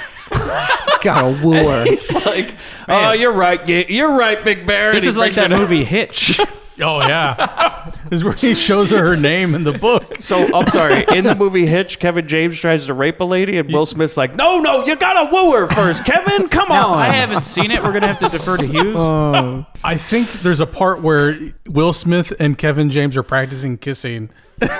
Oh my God! Of course And there is. where there is that line that happens where you gotta like, you got, he goes, 90%, man. What the hell? Why are you going the full 100? There's an He's image like, I you needed gotta, in my you gotta head. let her come to you. So, Oh Reb my Roy. God. I would have liked it much better if Kevin James was just sneaking up on women. Will Smith's like, no, let's get this right, okay? Before you end up hurting somebody. If you haven't seen Hitch, like it's a good bad movie for dating. Because there's literally a physical comedy where he has allergic reaction to shellfish, and he becomes a comical I think I version saw of that in the himself trailer. with his like bulgy eye and his giant ears. Who is this, Kevin James? Will he like Smith. becomes an orc and then Listen, he's a cop? Kevin James is secondary in this movie. Oh, I'm not from a different dimension or anything. I'm just allergic to shellfish. So, Gator's acting drunk because he's not really drunk. Because come on now, this is Burt Reynolds. He put away as many as he wants. Burt Reynolds doesn't get drunk. He's like, I've been drinking the shine since my fucking bottle. What do you think was in that? Water? Come on now. He's a hot toddy every night before bed. So he goes, look, you guys want to know something fucking great? He goes, that woman over there, she's got a tattoo on her belly. Yeah. They're like, she got a what now? And he goes, not only is it a tattoo, is a tattoo of an American flag And you know what else? and 2 eagles fucking. It's 2 eagles fighting a snake. Yeah, I know. 2 eagles fighting a snake. Fucking great. You guys, fucking Fucking for a America. snake. you guys ever heard anything more American than that? Fucking A, they're fucking on a bed sheet American flag. 2 bald eagles. They're like, well, we got to see this tattoo of eagles And fucking. they go to start roughing up the lady. Well, they just want to see the tattoo. By the way, Big Bear goes, come on, guys, it's not that hard to see a goddamn tattoo. He's like, just pull up a shirt. Big Bear in the corner getting like, hey, did you even think of asking her? She's a lady. So Gator did this on purpose because he saw the whole time there was a shotgun sitting behind him. So he takes it and freaking clocks Big Bear across the head. It looked like he grabbed something else first. Like it looked like he grabbed one of those like Buford Puss or 2x4s, like walking tall. One of the local pallets they got. Pallet Cracks factory. him right upside the head, then turns and like Terminator grabs a shotgun. This is an awesome scene. Yeah, and he murders 2 cops. Yeah. And then they just run on out. However, Big Bear shoots Gator a takes couple a slug. times, Yeah. Including once in the face. Oh, is that how he got his eye hurt? Yeah. Yeah, right? Okay. Yeah, he Or gets- did a he cop hit him in the No, he face? gets like a grazing shot, I think, across Yeah. the face, and it damages his eye. I was like, fuck. So he's got such a hard head, it bounced right off, you know? he did the T-1000 thing where it's all It absorbs into it. it fixes itself. Actually, I think for his eye, they one of them was hitting with a bottle and it slashed Oh, right that makes here. sense. That I was makes going to sense. say, because in a 'Cause later he's not Burt missing Reynolds an eye movie, on the No, poster for Gator. he has scars right here because, you That know, makes sense. on his cheek. Yeah. in a later that's right. Burt People can't Reynolds see what I'm movie, doing. like Caterpillar Reynolds, he would have said something like, well, Mama always said I was hard-headed. Yeah. You know, there would have been a joke. So, Pause for applause. yeah, he Take a just bow. a little wink at the camera, goes, ding, get it? So then Lou and Gator jump in the car and drive off, and Lou's driving. I wish there was a joke where Gator's like, no, let me drive. Come on now. So they go to, this is the weirdest part in the whole movie. They go to like a nunnery, like some sort of. This is basically Some like sort of- Michael Palin and Monty Python. I was thinking it was more like Life According to Garp, where he goes and shows up in that place where all the women cut out their tongues. Oh yeah. Yeah, this is. It's bizarre. It's like they go to like a abortion home where they don't have abortions. It's for unwed mothers. It's like It's a place for them to go. this is what people who aren't familiar, who've never actually seen one, think of Planned Parenthood. Just a bunch of sluts Lying around the block. So apparently, this is some sort of hippie commune for pregnant ladies. It's a Run Catholic. by a nun. Yeah, it's a Catholic place for unwed mothers. This is just crazy because Gator wakes up and a nun's sawing his handcuffs off, and And there's he's got a bandage over his eye, and he's in a bed. and like 12 pregnant women staring at him. He's like, "The fuck did I?" Okay, obviously not heaven because they're all pregnant. Is this some sort of limbo or where am I exactly? And they're like, "Oh, you're in the home for unwed mothers." What did the nun call the handcuffs? She called them like She called them the devil's harness. She removed it. It's the home for unwed mothers, and she says something. She goes, "Apparently, Lou was here." She was an unwed mother has and she been had a there. baby And somewhere. I said, "So Lou has a daughter running around somewhere?" I don't know if we got a sex of the baby. Laura but- Dern. That daughter goes to space. So she learned everything she needed to from her mother, how to kamikaze into a cop car. I like that weird girl that keeps on talking to Bert while he's all like bandaged up. And one of her questions was like, "How'd you get here? What happened to you?" And he goes like, "I was saving some buddies from getting knocked up by a homosexual." Yeah, I was like, huh? I'm like, Yeah. "Is that how that works?" And when he says that, she responds with, "Praise God." Yeah. That he kept that from happening. That sounds like something Pat Robertson would warn us about. You know, these homosexuals up in San Francisco. They got the stuff. They're going around knocking up everybody. Yeah. They You all go- live in a big compound. Yeah. You shake hands with them. They got a little ring. It's got the stuff on it. You shake hands, cut your hand, you get knocked up. Yeah. Give birth to one of them gabies. Oh no! You catch gabies and Yeah. then you give birth to a gaby. Yes. You may not believe it, but I've seen a man be pregnant. I've seen it. Till he was saved. Junior. I heard somebody say Danny once. DeVito about it. I heard somebody say once the movie would have been better, and I totally agree with this. Is that they should have had Danny DeVito, like they should have had Arnold Schwarzenegger give birth to Danny DeVito, like a little mini, like a baby DeVito. So, do I call you mommy or daddy? Like imagine DeVito in a diaper, just like Running around like You don't baby have Hermans. to, man. If you watch Always Sunny, when I'm hungry. he comes out of that sofa, Oh yeah. Oh yeah, God. He's always wanting to feed off Schwarzenegger. he's fucking I'm hungry, mommy. He's nursing Schwarzenegger. Is every scene. Oh yeah, come on. His nipples are so chafed. Christ. No teeth, no teeth. So then we go from here to a funeral for Dude. True redneck funeral. Because, oh my God, they pull up the coffin in an El Camino. Everybody's like got their shine. They got their Sunday best on, which is basically what they use to farm. Like, nobody cares. They're just all showed up like, guess we're at a funeral. yep. And they pull up, with the El Camino with the coffin in the back and just a sign on the car that says funeral. Really small. Good and enough. it's Bo Hopkins, apparently, who now is his best friend, who's just like, I don't know how I got roped into this one. And JC and Big Bear are there. They're like, hey, where's your friend Gator, Bo? And he's like, I don't know. And they're like, okay. Scene ends. Great scene. Basically, yeah. I think that's it. Oh, no. Oh, I'm sorry. We missed the best part. Is in the car with Bo Hopkins is not Lou. It's Dude's side piece. That's right. It's Dude's side piece, and she's crying. And she's not crying because he's dead. She's crying because, I won't get any of the life insurance that Dude had because his wife will get it all. Yeah. She goes, that damn wife in Memphis is getting all my money. I thought that was a great scene. I thought that was like, we didn't need it, and it makes his death less tragic. Yeah, I thought it was great though. It was just a a real weird thing to funny put into moment. it, yeah. So we go to the baby house, right? So this other planet that we've landed on, the planet of pregnant women. We see the transgender By the way, I'm linebacker. going first for the van All right, I'll get second. because I've just figured out mine.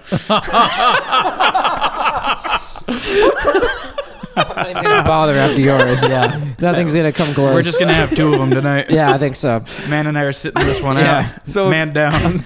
Warming the bench. A girl comes up to Gator and she's like, Gator McCluskey? She goes, of the McCluskeys? He's like, yeah. And she's like, I knew your brother. And he's like, fucking finally, it took me landing in some weird pregnant planet. And he's like, you knew him, huh? And she goes, yeah, we used to protest all around the state or protest all around the town. And this was a great moment for the movie because it's a real good moment, is because when he says to her, he's like, well, why would you pick it here? Why don't you go to the city and pick it with everybody else? And she says, no, you don't understand. This is the worst county in all of Arkansas. This is exactly where you should protest because we need it the most right here. And he's like, oh, never thought of that. And basically we learned that his brother was the only person in their family that had ever amounted to anything and gone to college. And Gator's like, I never done anything right my whole life. And the only person that we had in our whole family to be proud of was our brother. And he got killed because he was speaking what he believed in. Mm-hmm. And what happened is apparently they had protested and JC got all mad at them and showed up at their house. And he At said, the motel that they were staying at. he wanted to search it. And he said, you don't have a warrant. I'm not letting you in. Plus something like he went into like how he knows he's doing all this illegal stuff. And so, And that's what doomed him. yeah, they brought out the old cement shoes and gave him the old Cajun justice, I guess. The old swamp mob, the concrete mob. shoes in the swamp. Yeah, like 10 minutes left in the movie, and we finally get like how we got to the beginning of the movie. Yeah, it was great. Yeah. It was a great reveal Yeah, it was and awesome. everything, and it was a real good moment. Like Burt Reynolds is acting his ass off when you really feel Absolutely. emotional for him, and you're like, God damn, man. And then it's kind of ruined because they go, oh, by the way, JC's here. And he's like, Yeah. oh, fuck. So he gets in the car. There's a long-ass car chase. It's fantastic. I mean, pretty there's great. really no point in explaining all of it. You No. do get a sweet surprise T-bone through the cornfield. Yeah, the cornfield chase is great, it's by the awesome. way. Love The camera work and everything is awesome. Like, they've connected the camera to the front of the car, and those shots they were getting of it driving through the cornfield Even if are all just like the legit dialogue great. spots and the story, the plot twist, and all that aren't your thing, listener, just watch it for the car chases. Oh, Yeah. it's Like fantastic. top to bottom, everything about this movie is awesome. But we should at least talk about how this chase ends. Yes, the chase ends in a great way. Well, I do like one part during the chase where they end up in like a random quarry. Yeah. And so this other cop's driving, and JC's like backseat driving, but in the passenger seat, you know, he's like, no, come on now, come on. You don't give it gas in the turn. What are you doing? Gassing on the straightaway. And I love this. I feel like Ned Beatty was definitely just improvising this stuff because it was so good and so real. He's just sitting there berating a guy in a car chase, being like, come on, this is coming out of your pay, by Yeah, the way. berating some stunt man that Yeah. like has no lines. Quit taking that turn like a pussy. Come on. Get him. Then he crashes the car. So the cop crashes the car. They roll down a hill, and JC just gets out of the car. And there's this great part where a state trooper comes up to him. He goes, "You okay?" And he goes, "I'm walking, ain't I?" Love that. Loved it. And then he gets in the state police car, and Gator just rams right into him. They get in another chase. And it ends by, so like Ned Beatty goes into a field thinking he's found Gator, but Gator has hidden his car. On the bottom of a hill. Yeah, it's kind of hard to describe verbally, but he's just out of eye line, so... And Beatty's going full speed on this hill and launches over Gator right into the water. And I think that's it. And for Gator drowns. watches him drown. Yeah. Because Watches Ned the Beatty- bubbles, and his hat comes floating up after the car goes under, and Gator just sits there like, oh, that's a shame. Because Ned Beatty has no idea how to unbuckle the seatbelt, apparently. It was, But, you know. well, he was a simple sheriff, you know? Well, he's like 90 years Although, old. This He- was this was one rung above Gator painting a fake cave. Getting some black paint Yeah. the cave on the wall. Although, seriously, though, a tunnel that he goes through. if you crash a car into the water, right. you're pretty much fucked. I bet In it's most cases. very difficult to get out of that thing. A normal person's not going to get out of that. You're done. And somebody of Ned Beatty's size, no. Yeah. Like, it would have been great if he was trying to pull a Duke Boys and get out the window, and he's like, I can't fit! Gator! Little... Oh, God damn it. Yeah, you know he's done because you just see the hat float up. Yeah. And just a few bubbles. And I liked how like they chose to end this because they're going to do it quickly, and we just cut back to the town, and they're having like a funeral parade with like streamers and banners, like and like the fire trucks are coming out, and you see like the FBI agents, and you see Bert, and he just goes like, good die young. Yeah, he goes, well, damn. I guess the good dude die young. And then he walks with the agents. Yeah. They're like, all right, time to go. But this is how movies like in the 70s and stuff, they would always end like this. Like The Driver by Walter Hill, also the one he made with Charles Bronson, Hard Times. They both end like the same. It's like it ends on the final fight, and then it's like, yeah, I mean, what are we going to spend 20 minutes talking about what these people did afterwards? Fuck that shit. Credits. Yeah. To the same point, Death Proof. Same thing, yeah.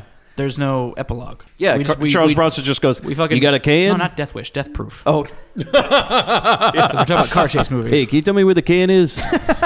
Credits. Yes, Death Proof, yeah. It's literally like we take down Stuntman Mike, credits. Yeah. Like, Yeah. Fuck how they get home. Just... That's not the point of this movie. It's a big problem with movies today, I think, is that we spend so much goddamn time in the third acts. Everyone tries to work on that perfect last scene to kind of wrap You it up. just don't and, need like, it. And we to want have to see a where freeze everybody frame or whatever. ended. Yeah, you don't need it. Just end it on that high note where the audience is like in a good mood. Yeah. Like, yeah, it wrapped up nice. Don't let them get bored. Unlike all of the Pirates of the Caribbean movies where you get like 12 endings before it actually happens. Like Street I think Fighter. I applauded You know- like 5 times before the actual ending happened. Because I wanted to get the fuck out. Like, hey, oh, God. Good Yeah, job. I was like, Okay. get me out of here, please. Now, he's standing on a different boat, looking off into the distance. Have you ever watched a movie like one of these recent movies? Yes. And you watch it and you look at, like, you're watching it at home, right? And I you're look like, at my oh, watch this must all the be time. Close to being done, right? And then Yeah. you pause it and you go, 40 minutes? Yeah. Yep. Yeah. Fuck. I blame Peter Jackson. Yeah. That's like The every goddamn Return of the King. That's like every one of those the Christopher Nolan Batman movies. Like, I Oh, like them and all, Jesus, but yeah, it's good just one. like, wait, we killed Scarecrow. Oh my God, there's a whole, like, what Liam Neeson's in this movie? You know, like a The fuck Simpsons did that episode, come like the in? first half isn't even what the episode's about. I'm half expecting movies to get to a point where we're going to have to watch a full curtain call. Like every cast member's going to come out And Robert wave. Downey Jr., everybody. Everybody, ladies and gentlemen, he bows. Iron Man, and he comes flying in and everything. That's Avengers 8 is mostly just them mugging to the camera. So, well, seeing as Avengers 4 will be the end of the MCU, but Thank God. yeah, they're rebooting after that. All right. So what? Yeah, that's released. So guys. wait, that's hold in on. the news. You're Hey, you telling know me what? that a new Plans Iron for Man's going to movies show up always pan Yeah. and he's going to go, it's the new me.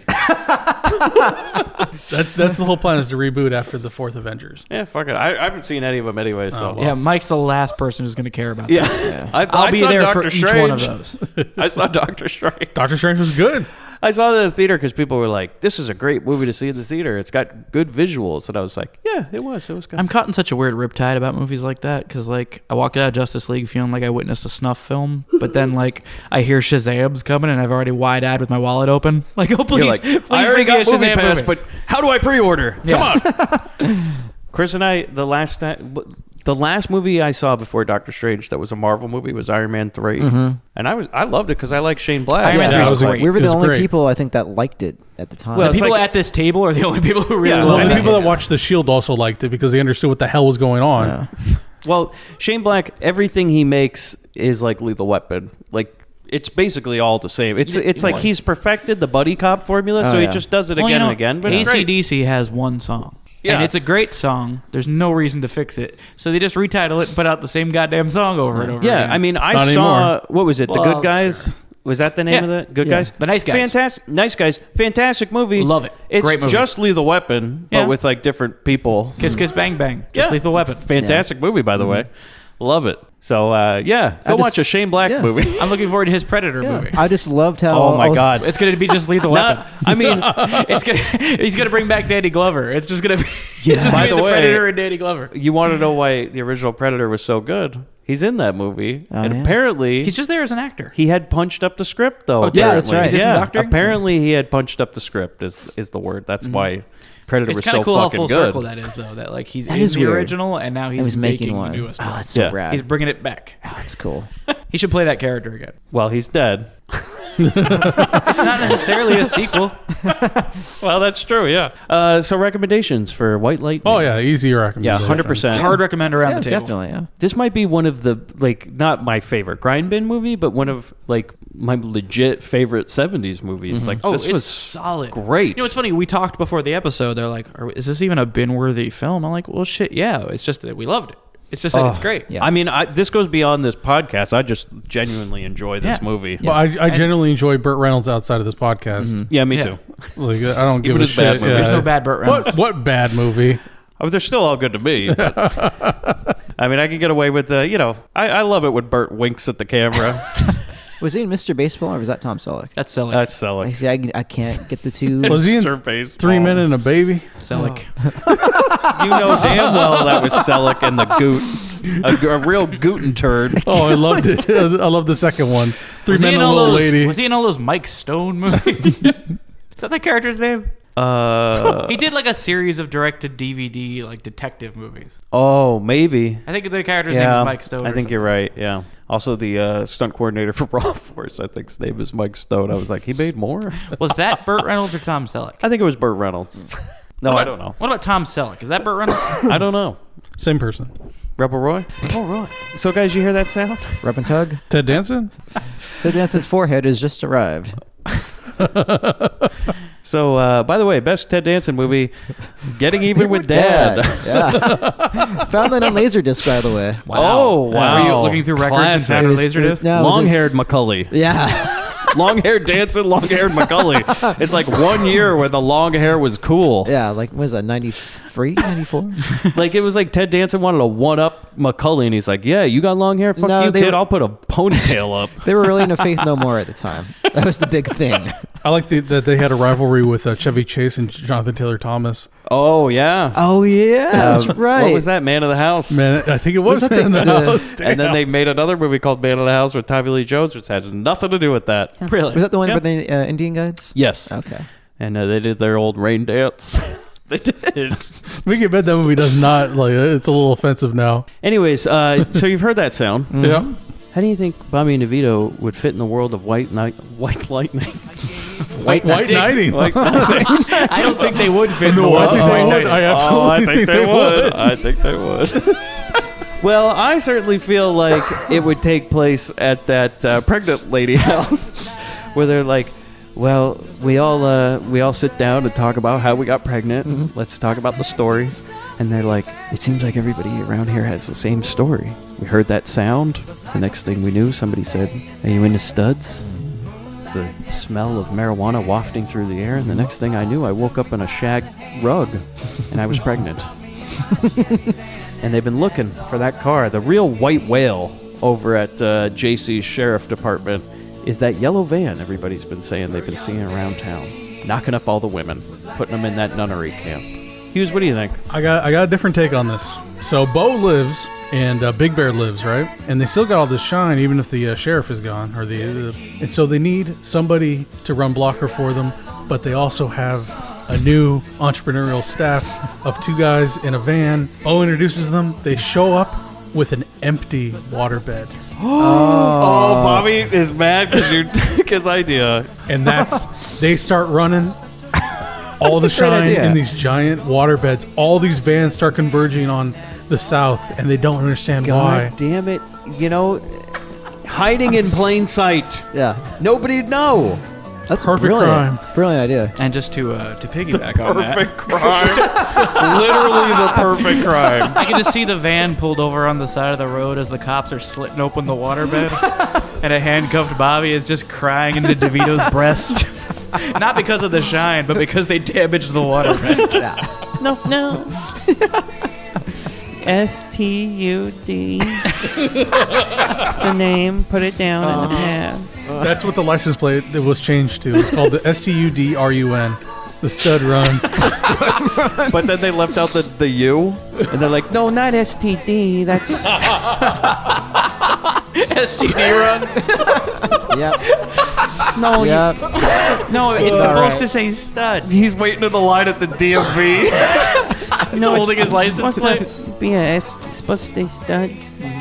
We can't fit stud. I'm sorry, sir. We had to take out the U. Yeah, once it's been printed, it's yours. Oh man. I'm not even going to dare top that. But I would say that the swamp waterfront where Reynolds is swimming in, and he starts getting down, that you see these 2 little snorkels circling them around. Because I see this lady skinny dipping all the time. They just snorkel around. Think she'll make us breakfast? Mm-hmm. Do you think she makes fucking eggs and goes out there in the morning? Throws them out. DeVito, Bobby. Just DeVito swimming backwards, going like a dolphin. Yeah. I think that's what happens. Tried to earn it. More like a penguin. They would definitely do the death roll. Yeah. Oh, yeah.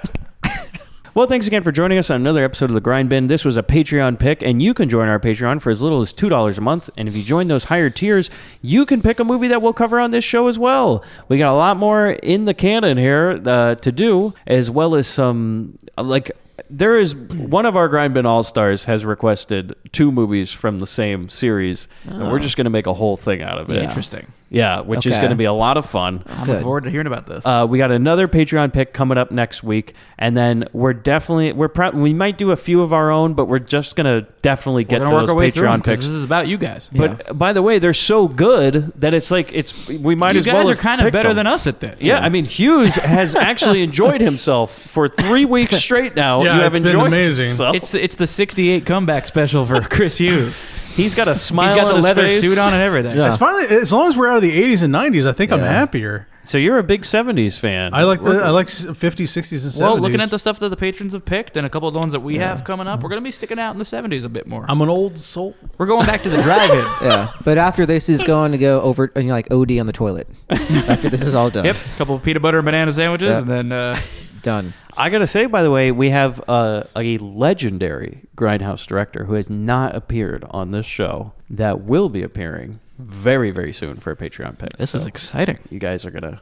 I mean, it's a shame we haven't done one of his movies yet. So, Well, that will be rectified. but you can Michael find us. Bay. You can find us on grindhousefilm.com, Twitter, we're at GrindPod. Yep. We're on Instagram, the Grindbin Podcast, Facebook as well. Like us on Facebook, hate us on Twitter. Be indifferent on Instagram. Yeah. Grindbin Podcast on Instagram. Yeah, it's Chris. He's always posting something. Yeah. Nonsense. He's been posting some nice gifts for the holidays. Yeah. Yeah, I keep liked it. It was keep very flowing. festive. He posted something about a frozen ghost. Well, for those where it's cold, I had to keep Yeah. it up. Yeah. Yeah. The old bomb cyclone or whatever the hell Yeah. that thing was called. Yeah. Keep it tropical. I mean, topical. Rebel Roy, huh? Rebel Roy. Rebel Rye. Hey, Bobby, I got the money. Dad, I made the tea. But you're a hooker. Get that goddamn thing out of your mouth. Why did you say that, knocker? I don't know. Spooky ain't got no real rhythm. Hello, Mr.